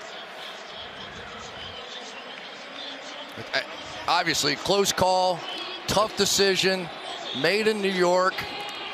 Actually made here in the stadium tonight. But River on. I would have called that incomplete. We've seen that called incomplete, I would say, the majority of time. From the 25-yard line. Gain of 1 here for Dion Lewis. Taken down by Mills. It'll be 2nd down and 9. When Matt Patricia watching his defense, pretty much getting shredded. It's 408 yards tonight in 2.5 quarters. Gisele Bundchen, Mrs. Tom Brady looking on, wondering if her man has another big comeback in him. Of course, that would not be man bites dog news. No. Brady throws, and it's incomplete. Having to adjust on it was Hogan. Covered there by Corey Graham. He got a flag down. And a little conference here with Gene Steratore. Got a hold, it appears, against the defense. To the pass. Holding. Defense. Number 95. 5-yard penalty. Automatic. First down. Michael Kendricks. Michael Kendricks right here. Watch the grab on the top end right there, and nobody can sell it like Gronk. I mean, you see him, and, you know, he's a big, strong guy. I do think he was definitely held there. I'm not saying that, but I'm just saying Gronk is the best in the NFL at selling those holds. Maybe not an Oscar, but probably a Golden Globe. Dion Lewis through the middle. I tell you, it's amazing to watch how fast that defense closes. And Bill Belichick says, I need my guys to do this. Watch how this looks like this is going to be one of those jump cuts to the outside, a little gap in there, and things just close so fast. Vinny Curry that time coming ripping off the edge. This Eagles defense now, they're not wearing down. It's not happening the way it did with the Atlanta Falcons. They're still on their toes and fresh. Able to rotate 7 guys in and out. 2nd down and 9. Brady fires over the middle, and that is caught near midfield, taken in by Hogan. Ronald Darby makes the tackle, and that moves the chains. Look what happens for Tom Brady when he goes to that play action. There is just nobody underneath, and he is so quick getting that football out. It's buying him that extra 1/10 of a second. And every Super Bowl, it seems like somebody becomes the favorite, right? And now it's beginning to look like Chris Hogan is making some plays for him. Over 850 total yards in the game, and getting bounced down there by Malcolm Jenkins after a gain of 4. 2nd down and 6. Watch Malcolm Jenkins. You want to know why he's the leader of this football team? Watch this play. You're talking about one of the toughest players in the open field to tackle in Dion Lewis, and Malcolm Jenkins has been making plays like that all season. He's been covering James White on passes. Just made a big play on a run stop. Won the Super Bowl as a rookie with the Saints. 2nd down and 7. Through the middle. Nice little hole there, and then stopping him shy of the first down was Mills Setting up a 3rd and 2. Lewis to the 44. Patriots, one of those teams that maybe don't audible so much, but they call 2 plays in the huddle some. And when you see Tom Brady kind of give it the old, I used to say, think about it look, but that means we want play number 2 now. 3rd down and 1 from the 45-yard line. Sees that motion back in, knows he has man coverage. Great protection again, down the middle, open inside the 30-yard line. Danny Amendola for a 1st down as the clock ticks down under 4 minutes to go in the 3rd. Soon as he knew it was man coverage, goes right to Amendola. But this motion, James White comes back inside, and Malcolm Jenkins, who's played him in man coverage all day, goes with him. So Brady knows at that point he's going to his best man coverage option, and there it was, Danny Amendola. 377 passing yards for the 40-year-old wonder. Play fake on 1st down. To the end zone. Caught. Touchdown. Hogan. Chris Hogan from 26 gets position on McLeod to turn it back into a 1-possession game. This is just unbelievable offensive football. You're going to see Hogan is going to work to the outside and then back in. What a patient route this is. This is a veteran player understanding he has time. He understands that Tom Brady is going to sit there, look off the free safety, get him back in the middle of the field. And this is turning into fast break basketball out here. Gostkowski for the extra point. 3.5 to go in the 3rd, and Tom Brady has already thrown for 403 yards. 29-26 Eagles.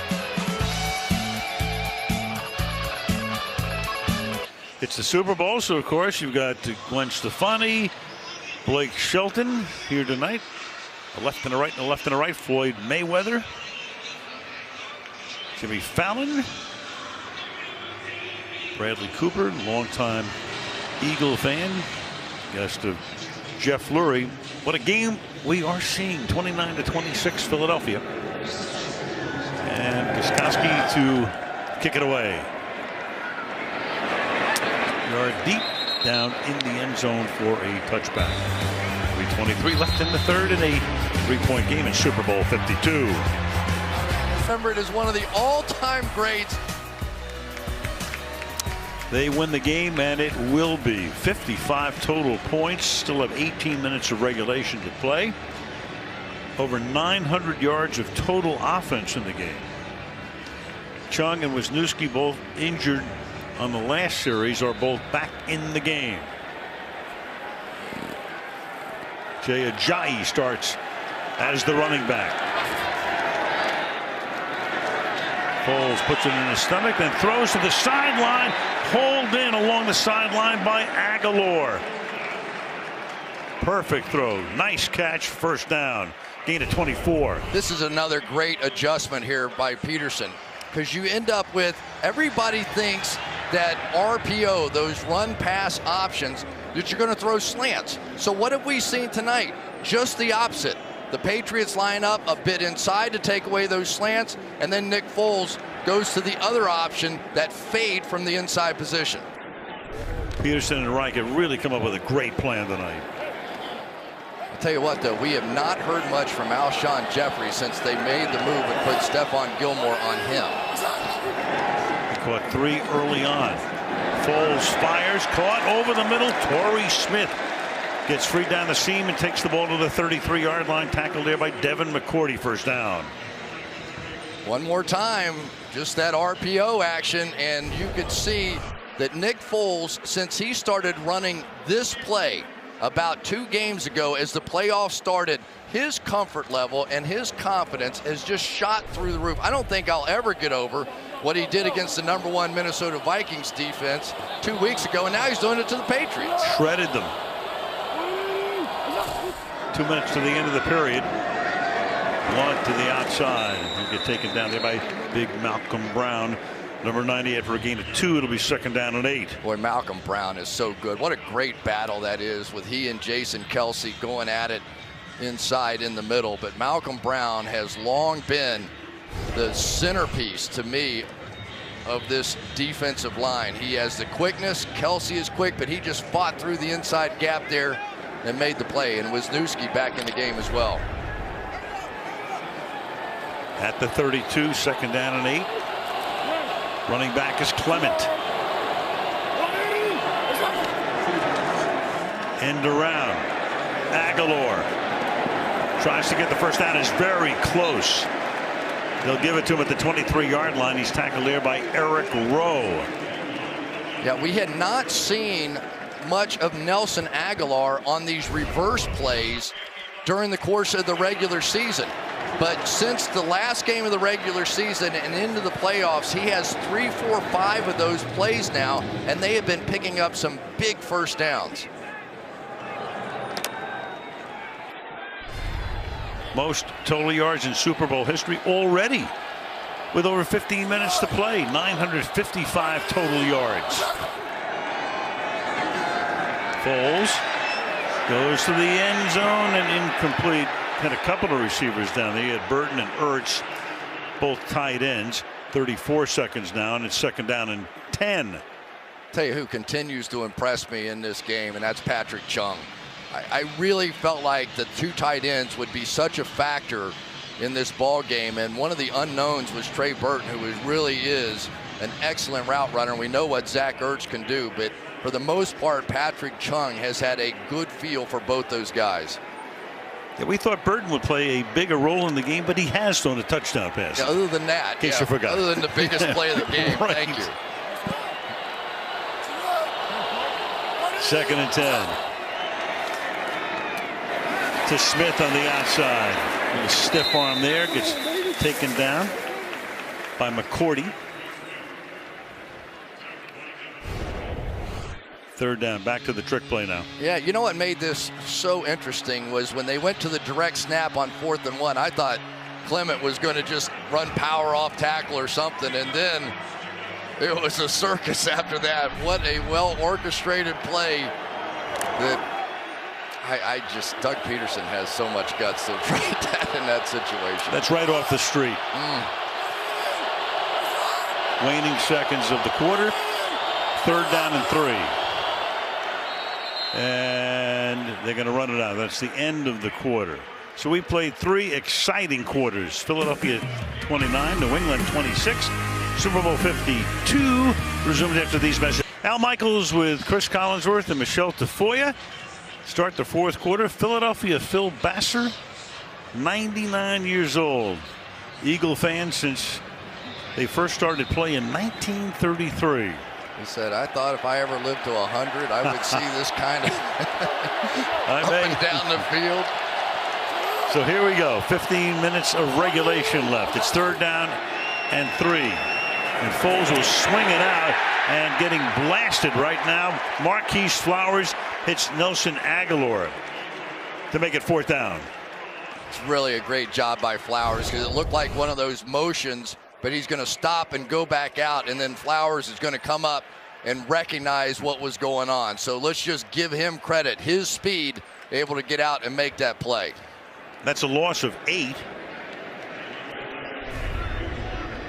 Turns it into a 43, make it a 42-yard field goal attempt now. Jake Elliott, longest field goal made by a rookie. In the Super Bowl, he would break that here, and he does. Inside the right upright. So just a few seconds into the 4th with a flag now down. There's a flag down.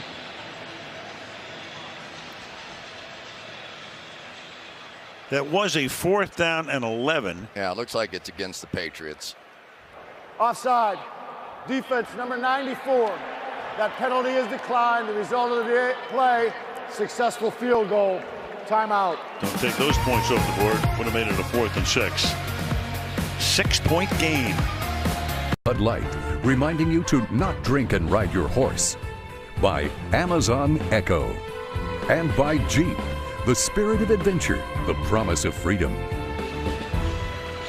Some team will win some nice jewelry tonight as we take a look at most Super Bowl wins. The Steelers have won 6. Did that in a 34-year period. And the 49ers won 5 along with the Dallas Cowboys. And the Patriots also with 5, trying to make it 6 in 17 years. The Steelers won their 6 in twice as many years, 34. Touchback here, and New England will begin its next drive from the 25-yard line. Last 2 Super Bowls against Seattle, and last year, of course, in overtime. 370 yards, 127 rating. You know, we've said it before. Father Time has no idea where Tom Brady lives. None. None. And the other part of it is no sacks in this game at all. Now, we've seen the Philadelphia Eagles. They got some pressure in the first half on a pretty consistent basis, but they didn't finish him off. You have to finish off Tom Brady. Brady now starts this drive, handing it off to Burkhead, the former Cincinnati Bengal. Picked him up in the offseason, picks up 6 here. Make it second down. Let's call it 2nd and 5, gain of 5. And the other thing that Tom Brady has done so effectively here in this ball game so far is take advantage of those aggressive linebackers. 43% of these passes now in the first 3 quarters off play action. Burkhead again up to the 40-yard line.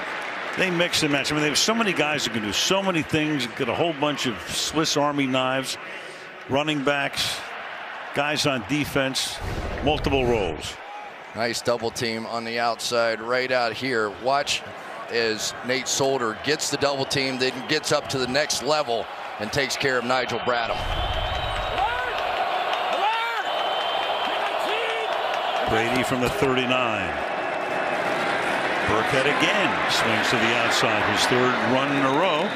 Good one here, picks up 5. Tackle there by Jalen Mills. 2nd down. Just when you think you know what the New England Patriots are going to do, they come out and start running the football. Rex Burkhead has really been known as much as a receiver when he got in the game. Remember him against the Denver Broncos? We saw him, played so great out there catching passes. So let's see if they're setting the hook here just a little bit and start looking for Burkhead as a receiver. Those 3 runs on the last 3 plays, his only runs of the night, keep him in with the fullback Devlin. Swing it out quickly to Hogan. Nice catch there. And a good tackle to stop him well short of the 1st down. Well, it's amazing what that field goal felt like in that last drive. It felt like a huge success for the New England Patriots. I mean, that's the way this game has been going. And now Jim Schwartz needs to return the favor on this 3rd down. He has not blitzed very much at all, and when he did, he got burned. I don't expect it here. 3 receivers set to the left. White is in the backfield. That's Amendola moving. And Amendola backhands it for a 1st down. Run out by Jalen Mills, converting on a 3rd down. Nobody does this better right here. When they put Amendola in motion, and you see Jalen Mills go across with him right now, Tom Brady knows exactly where he's going to throw the ball. His best receiver in the clutch, in the big moments, in the 4th quarter, Danny Amendola. Burkhead back in. Brady fires open at the 30-yard line. Amendola again. Danny Amendola, and the ball comes out, but the play was whistled dead. McLeod is there. Man, that offensive line, fabulous job. Yeah, no question. Look at how quickly Nate Solder got out there on Barnett, and that gave Tom Brady plenty of time. Even though there was some pressure, he just casually steps up, and now they're starting to do that play-action pass against a single high safety where Amendola is going across the formation, and because the protection is there, Brady's winning the battle. He's barely been touched tonight. Swings it out here. Amendola again. That's going to set up the 1st down and goal. You know, it's funny. Chris, we both know that the Giants won those 2 Super Bowls because of all of the pressure they were able to put on Brady. So everybody's talking about, well, Philadelphia can do that with their 4 guys, but they haven't tonight. They haven't, and they haven't at least in part because of the pace. The pace just wears defenses out. It doesn't give you a chance to get set. It doesn't give you a chance to run exotic looks. And Brady has seen everything. Everything. Whatever you show him, he takes it and extrapolates it out and makes it into a big play. No sacks for either team in the game. 2nd down and 1. Picking up the 1st down. Taking it to the 3. Goes James White. Down to 10 minutes in the 4th quarter. We saw it in the Super Bowl last year. But when Tom Brady can get a game into the 4th quarter, all those sacks, all those pressures, all those hits start to go away because the defense wears down a bit. And I think it's even happening to Philadelphia. I didn't think it would. But the interior pressure of these tremendous football players, Fletcher Cox, Brandon Graham, Tim Jernigan, all those guys in there, they've been non-factors against Brady. 9th play of the drive. And Brady will throw, and it's a low throw, and it is incomplete. Headed there for James White. You say, boy, that was a low throw, but in reality, it was exactly what Tom wanted to do. Only his guy has a chance at this ball, just one hop in there, but there's no way he was going to give those 2 defenders a chance for it. You miss it low, no big deal, come back here on 2nd down. 2nd and goal, over 1,000 yards in total offense tonight. 567 for the Patriots.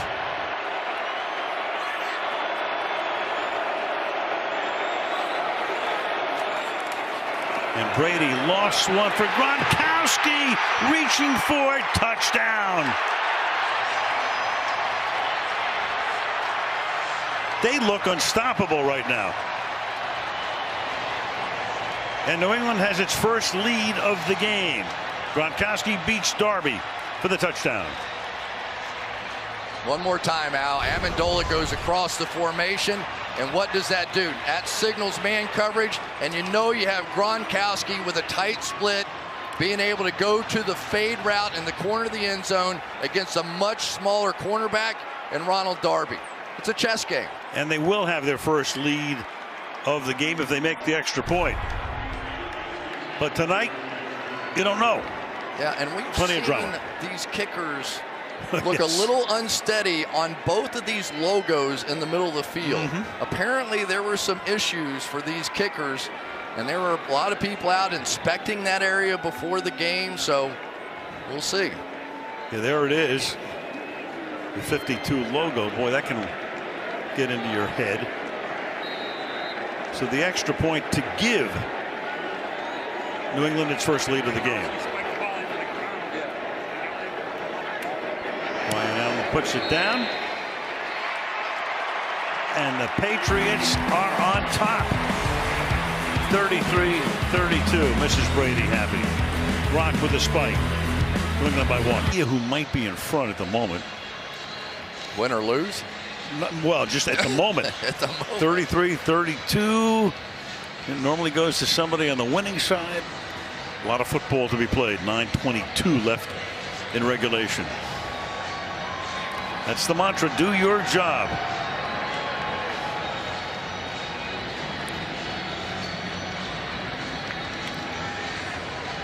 Somewhere over there, somebody has to make a play. One turnover, one sack, one something. They have to make a play.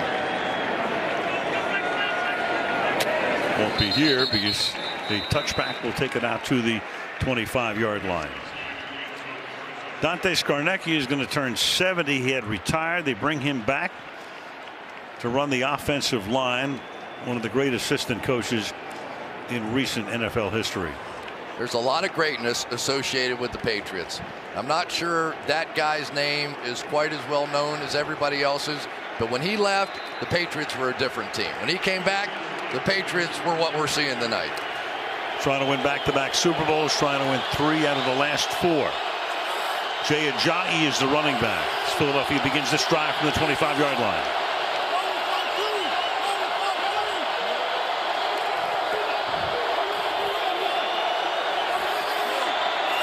Play clock at 1. Ajayi bangs his way up to the 29-yard line. Gain of 4, 2nd down and 6. McCourty in on the tackle. Yeah, anytime you watch Doug Peterson's play calls, he takes advantage of 2 great athletes on this offensive line. Jason Kelsey at center, Lane Johnson. You'll see those 2 guys pulling, misdirecting, leading the way on so many of these run plays. Tremendous athletes playing up front. Ajayi stays in, 2nd down and 6.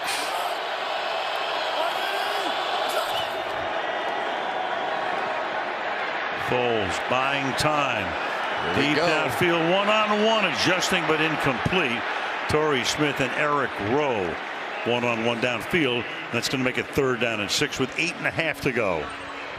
Well, James Harrison's a guy they're going to get the education from, but I have to say, Halapoulivaati Vaitai on the outside for the Philadelphia Eagles has grown as much in the last month as any player I have seen in a long, long time. Yes, Harrison got him a little bit there, but that young man right there has turned his game around. And he replaced the All-Pro Jason Peters when he went down with an injury at the midpoint of the season. 3rd and 6. And whistle before the snap.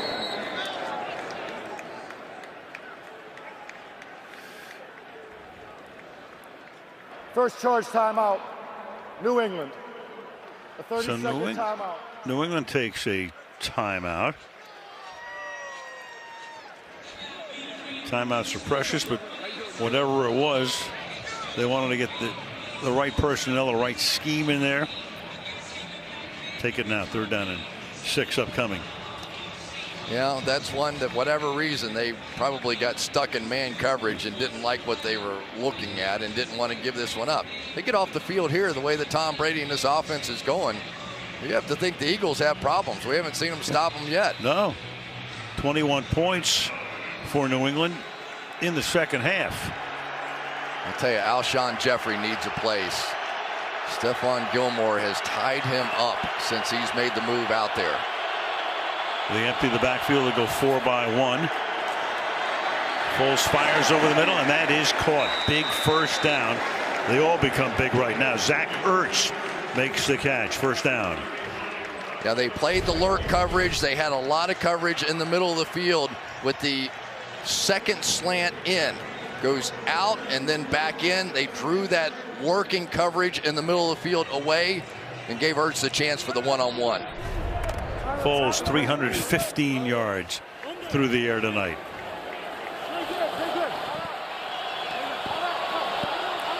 Blunt back in. Give it to Blunt. Not much. Up to about the 39-yard line.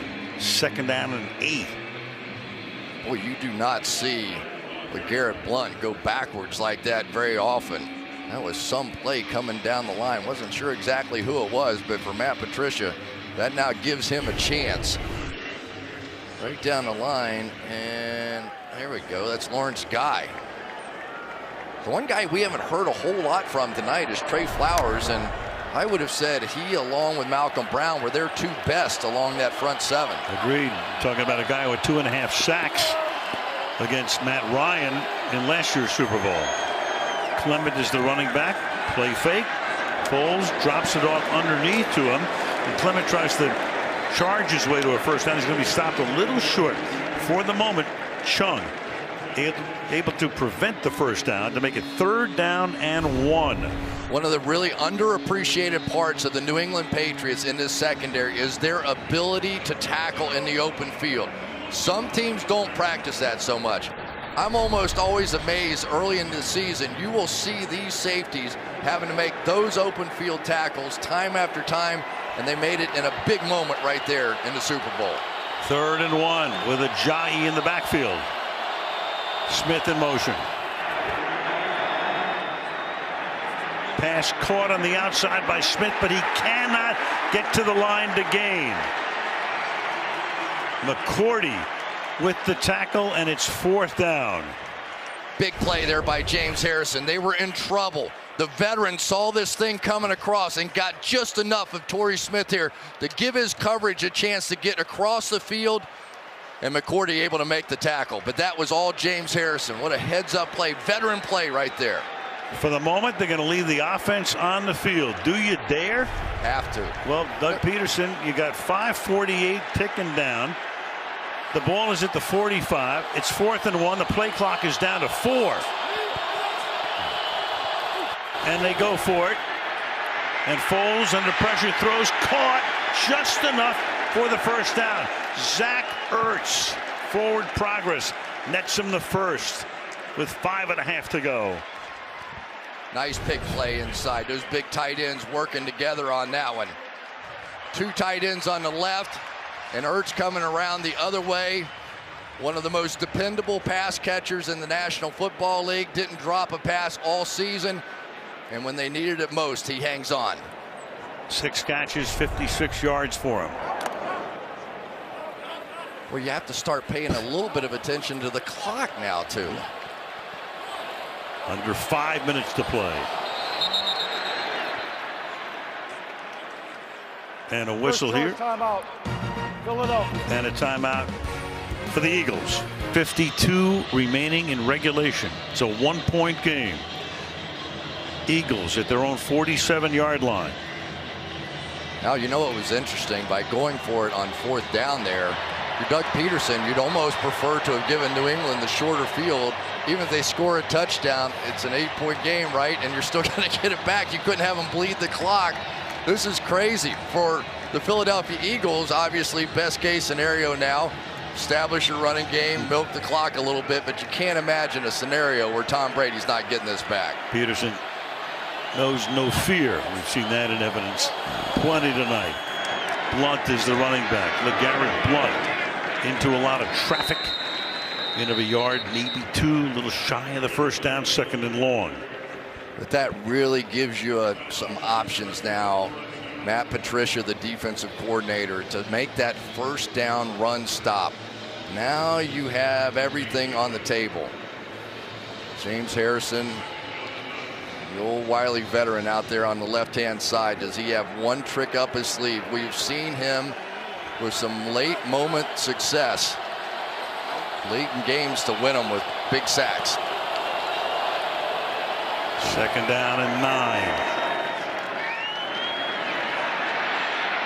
Foles flushed out, throws, and that is caught.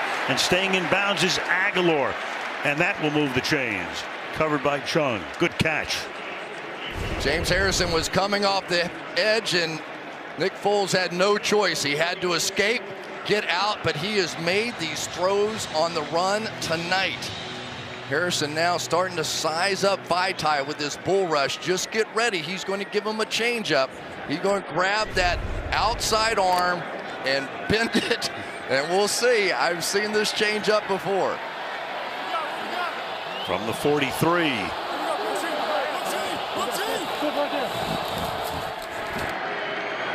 Four-man rush. Foles fires, caught over the middle. To the 22 goes Nelson Aguilar. Another first down. I just can't tell you how impressed I am with Nick Foles and what he's doing. He stared right down the barrel. There was another tiny little window to get that one in with plenty of coverage all around it. And yet Nick Foles just continues to play like he's been doing this his entire life, battling against the likes of Tom Brady. Meanwhile, Chung is down on one knee for an injury timeout. Foles and little Lily at 7 months old with the headset on, playing with one of the toys there. And there is Dad with 3:07. What a night he has had. 352 yards, 1,081 yards tonight so far, most in any NFL postseason game ever. And Nick Foles, when asked questions about his wife and child this week, got choked up and couldn't finish the answer. Said, "She is my rock, my wife." Patrick Chung is out. Johnson Batamosi stays in. Harmon at safety now on first down. Aguilar chased out by Harmon. Chris, you know what's so great about this game is that the game has been terrific from start to finish. I mean, last year people say, well, great Super Bowl. Overtime, it was 28-3. The game has been relentless. Just relentless. I mean, as great as the halftime entertainment was, and it was fantastic, this game has been as good as Justin Timberlake. Start to finish. Only one punt all night. Very few penalties as well. That was a big force out of bounds right there, though. 2:37. Ball at the 14-yard line. Through the middle. Ajayi backing up. Gets the ball down to the 12-yard line. And the Patriots are going to take a timeout. So they've now taken 2. They have 1 left plus the 2-minute warning. Which makes everything on the table here. Let's say that they go down inside and get inside for a first down. Boy, things start to get really interesting from there because of that lost timeout early in the half by the Patriots. But how much time do you really need for Brady to work his magic again? Anyway, first things first, 2nd down and 7 with the ball now at the 11-yard line. Depends on when the first down happens. Yep. Clement in the backfield. Big night for him, 100 receiving yards. Fake it to him, throw to the end zone, and it's incomplete. A little pushing and shoving there with Alshon Jeffrey, the intended receiver. Covered by Gilmore. Collins' roommate, 3rd down and 7. This has been the story right there. Gilmore has been fantastic. They did not start the game with Gilmore following Jeffrey. He made a few big plays, made the touchdown. They've switched back, and he is taking over the game on the outside. Huge play here. Of course, they can take the lead with a field goal. If they get a touchdown, almost certainly go for 2 to try and make it a 7-point game. First things first. 3rd down and 7 from the 12. Zach Ertz out wide, one-on-one. Clement flares out to the right, caught over the middle and into the end zone. Zach Ertz for the touchdown. And again, all you can think back to now is the Jesse James play with Pittsburgh. Does he complete the process? I don't know. That ball comes loose. He does catch it. But at what point is it loose on the ground? Gets inside McCourty, who stumbles. Ball pops out. I'm not even taking a guess. No. It as he was rolling over, it looked like that's when the ball came out. Does he control it when it gets off the ground? There is. Does the ball actually make contact with the ground? He has control of it here. Ball pops out.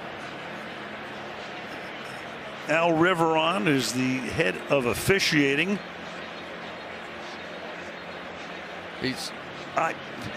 You know, I'm sure in Pittsburgh they're going, are you kidding me? If they call Jesse James back, what are they going to do with this one? I think they have to overturn it.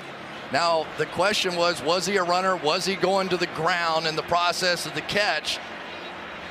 If he were a runner and crosses the line and dives, it would have been a touchdown. But if he's still a receiver going to the ground in the process of the catch, I think this is incomplete. Yep. If I had to guess, I'd say it's going to get overturned. This drive began with 9:22 on the clock, taking off 7 minutes. Now, if it gets overturned, it's going to make it 4th down. And in all likelihood, the field goal unit comes in. I cannot wait for them to change this rule.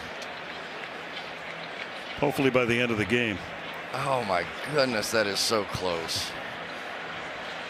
Because he had control on the ground for a second, and then he rolled over, and then it popped up. So was it the ground that popped it up, or did he just lose control of it? Well, you knew that the catch, no catch thing was going to rear its ugly head.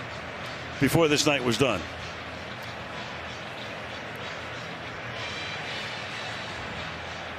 The question in my mind was he going to the ground in the part of the catch?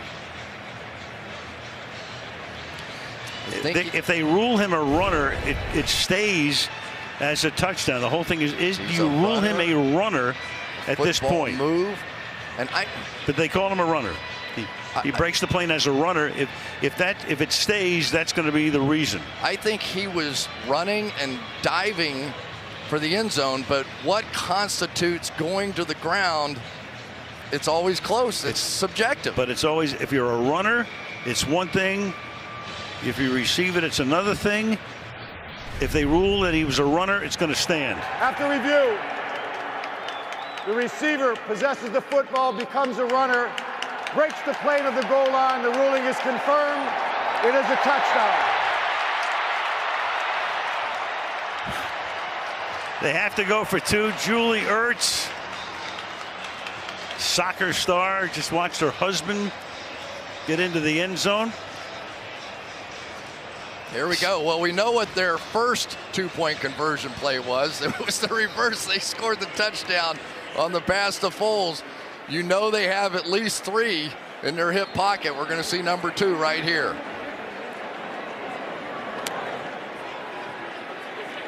.221 in a 5-point game right now. That man will be back shortly. Burton comes in motion to the inside. Foles rolling, throwing, and it's incomplete. Intended for Clement. He was covered there by Van Noy, so it remains a 5-point game. It's a good play here by Van Noy. He's made a few tonight. Forced him up underneath and didn't give a real angle for Foles to make this play here. Foles looked back for his inside receiver, that option not there, and just took a shot. Ooh, a little early contact on that one.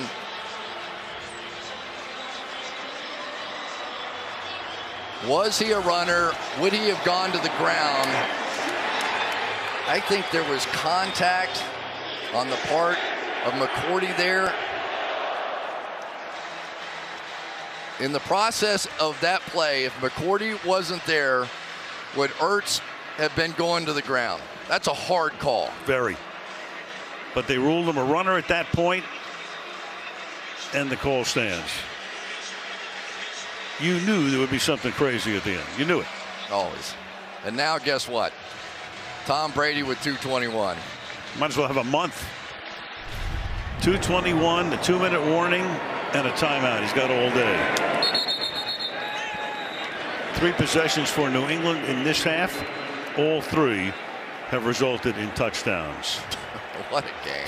Whew. 11 game-winning drives, fourth quarter or overtime. 5. In other words, all of the games that he has won, the Super Bowl games he has won, he's had a comeback. Does he make it a half dozen?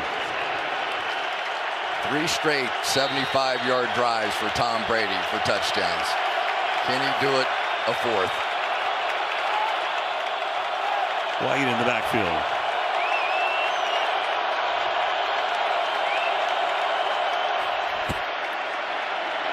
Starts with the pass to the outside, Gronkowski, and he will step out of bounds.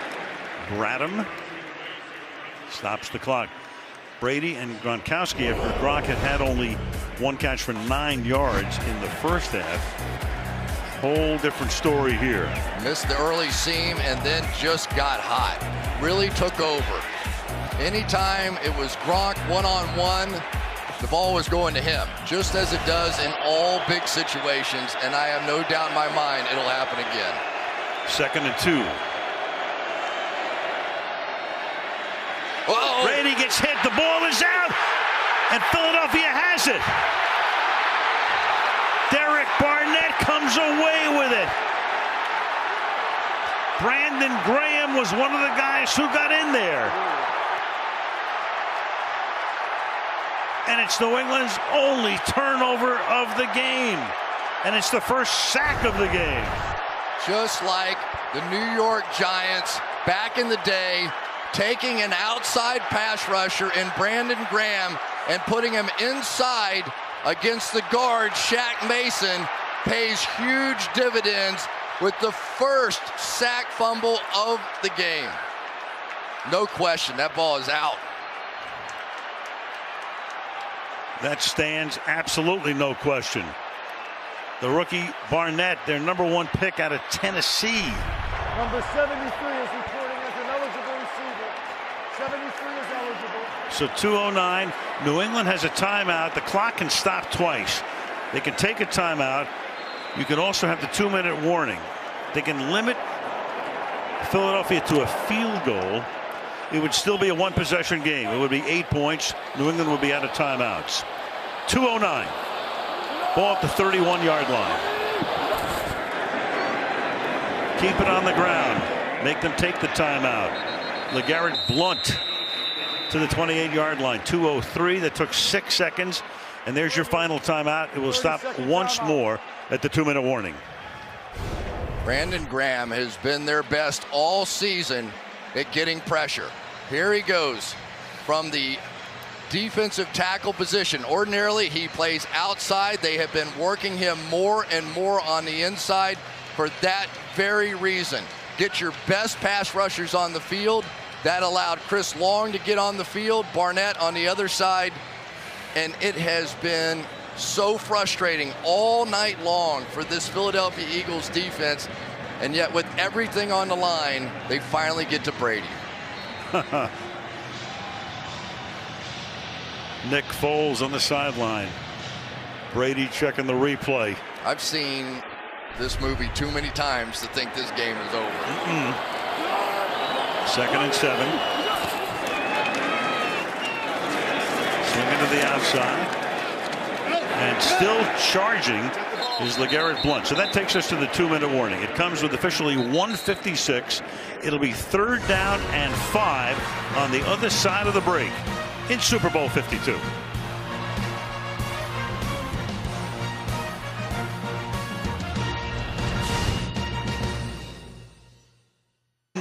On the left, the other on the right. Graham creates the turnover. Brady gives it up. Here it is again. I'll tell you, Brandon Graham has a reputation of relentless effort. And Jerry Lurie said, yeah, we're playing the Patriots. This is not over. Yeah, he was in the movie business. You're right. He's seen this movie before, too. Now, do you have the guts to throw it one more time, or are you just taking that clock? 3rd down and 5. See what Peterson calls here. Keep it on the ground, give it to Blount, and stuff him at the 28-yard line. So that's Butler. Now they can take the clock all the way down to a little over a minute and try to make it an 8-point game with a field goal attempt. Yeah, with a field goal with a rookie kicker and Jake Elliott, you miss it. You're going to place the ball out around the 35-yard line, something like that, and turn it over to Brady with a chance to win. How much pressure could be on this kick for Jake Elliott? Well, this rookie kicker in his 2nd game as an Eagle kicked a 61-yarder at the gun to beat the Giants back in week 3. So Peterson says take the clock all the way down and take the timeout right here with 70 seconds. 30-second timeout. There it is. The Lombardi Trophy. Does it make its way to Broad Street? The main drag in Philadelphia? They have had some parties for championships there, but I've been around Philadelphia football fans. This might be the biggest one of all. They bring this thing home. This is the capper. I mean, the Phillies and the Flyers and the 76ers have all had big-time parades. This would be the capper. You can assume nothing here. The snap, the hold, you know whatever rush the Patriots have, you're going to see it right here. 46-yard attempt. Lovato to snap it. Donnie Jones to hold it. Clutch. And it is good. Big time. 65 seconds. So Brady has to get it all the way down the field and then a 2-point conversion. You just cannot imagine the amount of pressure, and to rotate that ball with the laces straight back. We saw that in a playoff game before, and a missed field goal. To calmly spin those laces around and give the young rookie a free swing at it. It's a great job by Jake Elliott, but nice job by Donnie Jones too. 41-33. Robert Kraft. His team has gone to 9 Super Bowls. It's the counting this one. Same situation, right, as last year. They needed 8. Yep. They go down, they score, they get the 2-point conversion, they win it in overtime. So Elliott to kick off. Dion Lewis, and here he's a guy, we saw him on a Sunday night in Denver. Run one back for a touchdown, and this is returnable from the 6-yard line. And he's going to flip it back to Burkhead, but he's going to get wrapped up and knocked down back at the 7-yard line. That is a really interesting call. You go for the home run shot, I guess, but that play almost took the ball right out of Tom Brady's hands. Going to come with the reverse, back the other way, short kick, gave him an opportunity. But oh, baby. Yep. And you took several seconds off the clock as well. I think that was part of the reason they kicked it short. They wanted that clock running. So from the 9, he's got to go 91 yards and convert a 2-pointer. And Brady begins by slinging one to an open receiver, and that's Hogan, but he can't make the catch. Got free down the sideline. 2nd down. Chris Long with a little pressure here on this one, and the significance now of being able to protect the boundaries. We've seen that in the playoffs with Stephon Diggs' play. You need to keep them in bounds now because it's going to be very difficult to get up there and get that next play going. Chris Long, son of Howie, trying to win back-to-back Super Bowls. Did it with the Patriots last year. 2nd and 10. Brady under pressure, flushed out, slings it across his body and incomplete. Intended there for James White. It'll be 3rd down and 10. It was Derek Barnett putting the pressure on. I can remember in the Super Bowl, I can't even remember which one it was now, but there was a play at the end of it where Brady was sort of in this situation. I think it was against the Giants. He sort of looked right, pump fake, moved a little bit right, and then threw a go route back across the field to Randy Moss streaking down here, and it was close. That was the first game against the Giants. Brady now under pressure, almost gets sacked, incomplete. Pocket collapsed. They're down to their last play to try to keep it going. 4th and 10. Fletcher Cox finally with the pressure that made a difference. So these big guys, it's taken them all game, but back to back, their 2 best pass rushers, their 2 best players on this defense coming up big. Chris Long's been a factor too.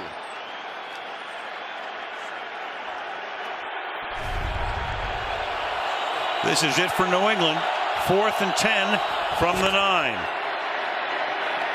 Brady fires, and that'll keep it going. Amendola up at the 20-yard line, but the clock keeps on ticking.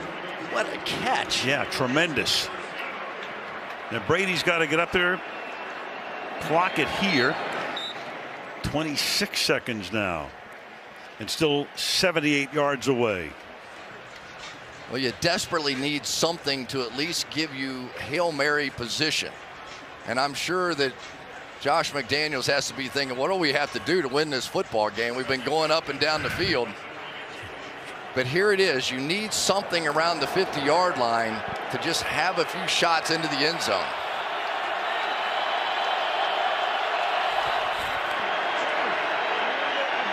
Brady, short pass. Gronk was just trying to get out of bounds, and he does. Now you got 20 seconds. Ball at the 33, 67 yards away. Still time to throw something over the middle if you had to. Hustle up, spike it, and still have a shot at the end zone.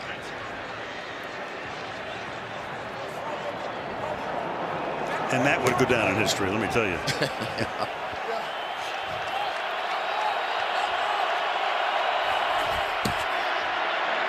Brady.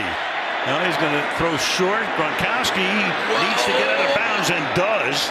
There he is. Boy, oh boy. Almost pulled a little Stephon Diggs routine there. Wow. Stayed in bounds. That took 7 seconds off. Now you got 13. Boy, when he dipped inside, took your breath away. But here it is.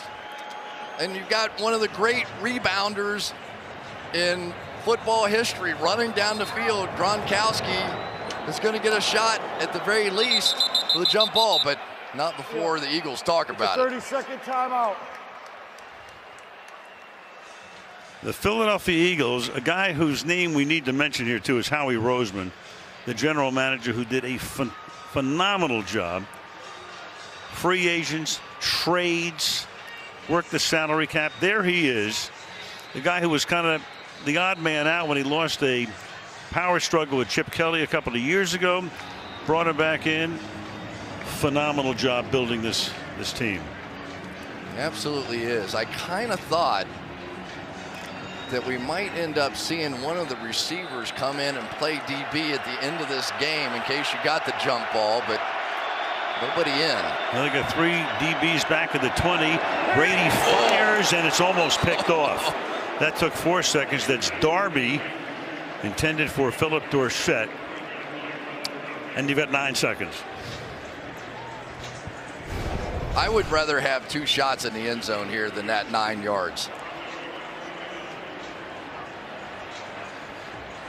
And then you pray for, if not a completion, at least maybe you get a defensive pass interference call. There is nobody anywhere close to as tall as Rob Gronkowski. I would jam him at the line of scrimmage. I would not let him run freely off this ball. Brady under pressure, escapes the sack, launching one for the end zone. It's a jump ball and it's incomplete. And Gronk was there. And time runs out.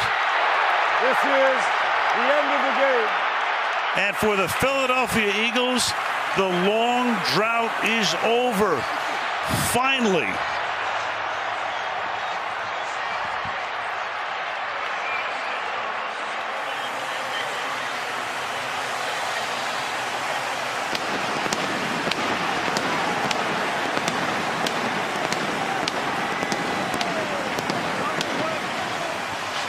Last championship, 1960, pre-Super Bowl era. And the Philly fans, the dream has finally come true. Lombardi Trophy going to Philadelphia. For Tom Brady, a Super Bowl loss, just a phenomenal game. There were a lot of unbelievable plays in this game. But for my money, it came back to the call by Doug Peterson on 4th and 1 on the goal line. He was relentless with his play calling. He never gave an inch. But this came very close. They do not jam Gronkowski off the ball, and he is going to get a shot. This is similar to what happened in the Giants Patriots' second Super Bowl. When Gronkowski was in the end zone, the ball is up for grabs. It was that last bounce of the ball. One of the Eagles deflected it back up into the air, and it looked like the Patriots had a shot, but they just couldn't get anybody to the ball. Another game, another Super Bowl game that ends on the last play. Go to Michelle. Well, I'm with Brandon Graham. Brandon, there had been no sacks in this game, but when Tom Brady got the ball back with just under 2.5 minutes, and maybe when it mattered most, you got there. How did you do it? Just kept going. You know, we said we needed to play. If we got one more opportunity, we was going to give everything we got. And I just so happened to get there. And, you know, I'm just thankful because we got a team that's resilient. You know, we going to stick around for a long time because we world champs, baby. And it feels so good. I saw the emotions on your face when I walked up. The first Lombardi Trophy for the city of Philadelphia and for the Eagles. Your daughter, Abigail Emerson, turned 2 today. Yes. Your wife's birthday is tomorrow. What do you think that reunion with your girls is going to be like? Hey, I guess that's one gift that I don't have to get because I had to play hard for this one. But, you know, I'm just happy because we are world champs and we worked our butt off, and everybody that doubted us, we world champs, baby, and that's all I got to say. Congratulations, Brandon. Thank you. Al. All right, Michelle. Man, oh, man. Underdogs in all 3 postseason games. Beat Atlanta. Destroy Minnesota. Rout them. And tonight come away with a 41-33 win. That's Philadelphia on the last play of the game at Xfinity Live. And they will get ready for a parade. For Bill Belichick, a Super Bowl loss. 5 wins, 3 defeats. Nick Foles, Saint Nick is what they were calling him. What a story for Jeff Lurie, who's owned this team since the mid-90s. It finally comes true, and there are the Crafts, Robert and Jonathan, watching the last play of the game. What tension, what emotion, what a game. Presentation of the Lombardi Trophy and the Super Bowl 52 MVP when we come back. Foles thought about quitting. He was going to move on with his life. Went on a camping trip with his brother-in-law. Decided, you know what, I'll give it one more shot. I'll play for Andy Reid. He goes back for a year, gets signed by Philadelphia. Baby, look at him now. 1,152 total yards in the game. Brady threw for 505 yards. That's the most ever in any postseason game. And the 33 points by New England, most ever for a Super Bowl loser. And let's go back to this play. Yeah, this is, for me, what turned the football game around. I think you have to go back to Sean Payton knocking off Peyton Manning with that onside kick coming out at halftime. And then this play called by Doug Peterson on 4th and 1. The 2 disputed touchdowns both go in favor of the Philadelphia Eagles. Was that ball moving? They say not enough. And then this one. Was Zach Ertz going to the ground on his own, or was he a runner? They determine he was a runner, and he is in. We will be talking about this, but regardless of all that, Nick Foles was unbelievable tonight. Still to come, we'll have the presentation of the Lombardi Trophy and announce the Super Bowl MVP.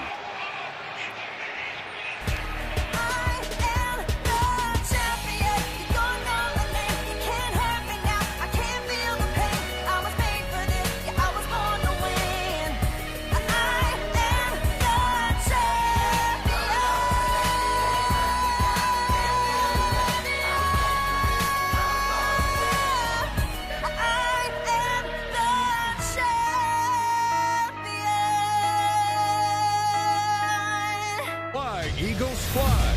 Celebrate with the gear the Eagles wore as they hoisted the Vince Lombardi Trophy. Get the same hats, shirts, and locker room towels the players wore with pride after their historic victory.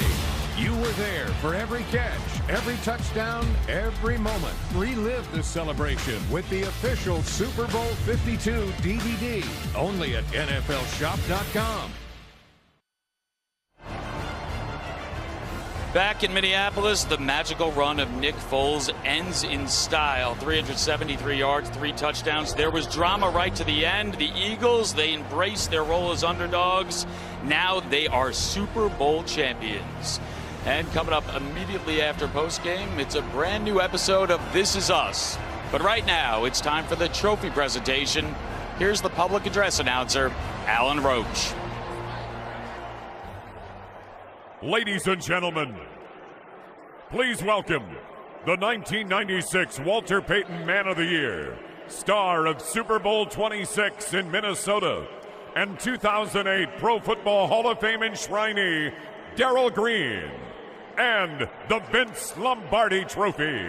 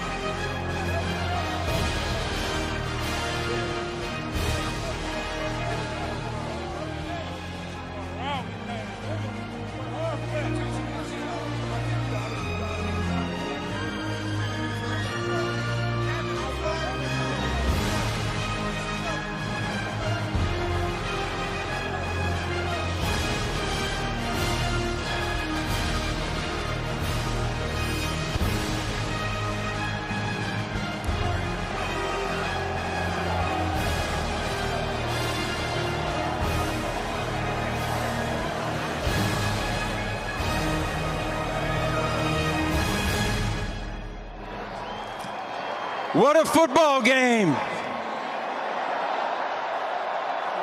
Jeffrey, congratulations on your first World Championship and bringing home the Vince Lombardi Trophy to the city of Philadelphia. That sounds good, doesn't it? What an amazing turnaround for your organization and your fans. Congratulations and enjoy your first Lombardi Trophy in Philadelphia.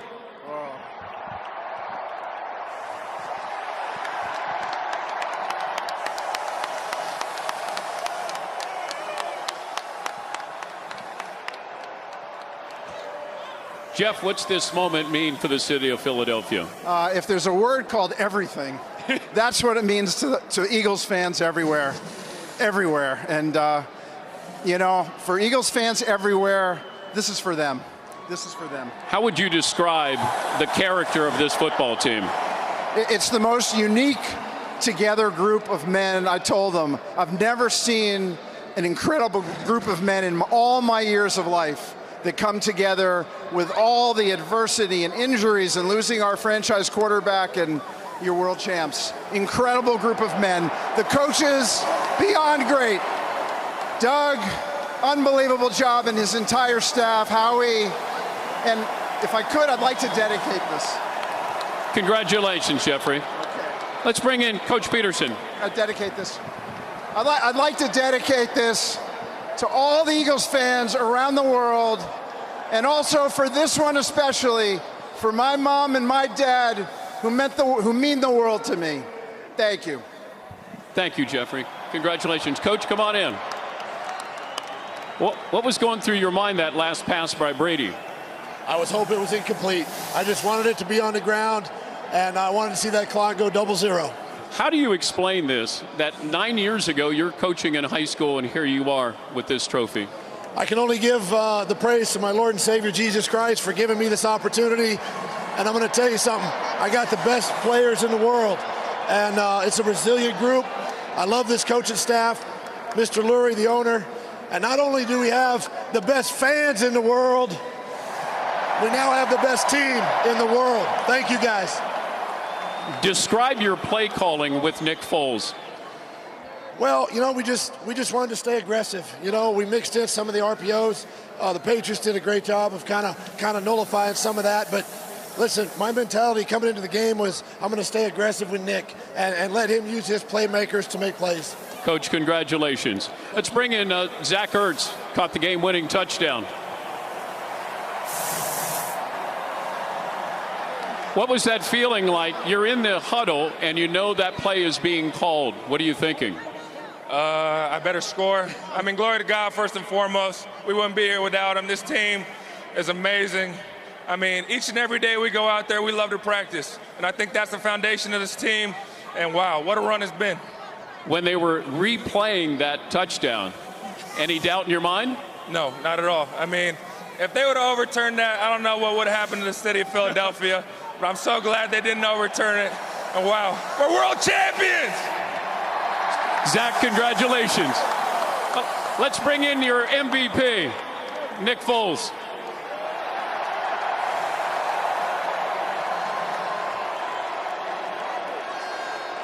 Just another game, right, Nick? Yeah, just another game. Unbelievable. All glory to God. Obviously, Lily really likes this mic. She has no idea. It didn't seem like the game, the nerves, the pressure matched up against Brady bothered you. What was going on inside you? I felt calm. I mean, we have such a great group of guys, such a great coaching staff. We felt confident coming in, and, you know, we just went out there and played football. You know, we've played this game since we were a little kid. We've dreamed about this moment. There's plenty of kids watching this game right now dreaming about this moment. Someday we'll be here. And to be here with my daughter, my wife, my family, my teammates, this city, we're very blessed. Super Bowl MVP, Nick Foles. Underdogs no more. The Philadelphia Eagles are the Super Bowl champions. Congratulations. Nick Foles goes from backup QB to Super Bowl MVP.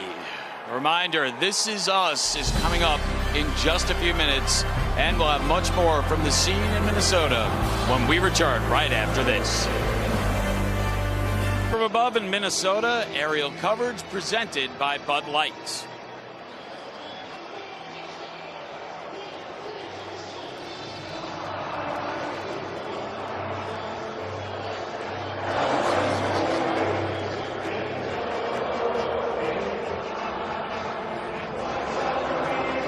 Celebration continues from Fly, Eagles Fly to This Is Us, because that's coming up in just a few moments. But right now we bring in the guys. So many plays, so many points in this game. You look back, give me a couple plays that stand out. Well, we've got to look at Nick Foles making big plays all night, but in the end, when they needed it, going to the matchup that you like, Zach Ertz. Yeah, and he's underrated, and I said in the pregame that he's one of the best route-running tight ends. He's got great hands, and this is a guy, Jim, he can make a lot of plays. No question. I mean, that play right there, 3 steps over the top for the score. Amazing football play. And then that defensive line hadn't done much all second half. Brandon Graham got it going when they needed it. Yeah, we always talk about Cox, we talk about Long, but this is the guy I said was going to be the X factor in the game, and he ends up making the biggest play of the game. 2 pass rushers on the left side along with Chris Long over there right in Brady's face. Nowhere to get away, nowhere to escape. Good scheme. All right, Bill Belichick, let's get his thoughts from the press conference moments ago. Weren't able to perform at our best. Obviously didn't do a good enough job coaching. Missed a lot of opportunities offensively in the first half. Didn't play good enough defense. Didn't play good enough in a kicking game. It just wasn't quite enough against a good team like Philadelphia. Rodney, final thoughts. When I look at Coach Belichick, I know he's disappointed, but the thing, if he wants to come back to this game, Coach, he's going to have to work and improve that defense. They need some more athletes. Nick Foles told me in Philadelphia he thought the Lord had him here for just this time. He knows this is Carson Wentz's team, but he was ready to go tonight, and he played like a champion. Jeff Lurie, Howie Roseman, Doug Peterson, they built a really good football team this year. Bill Belichick now 5-3 in Super Bowls. The Eagles are Super Bowl champs. We're going to have continuing post-game coverage. Plenty more reactions to the game over on NBCSN. But here on NBC, up next, we'll have a final word from Al Michaels, followed directly by a brand new episode of This Is Us.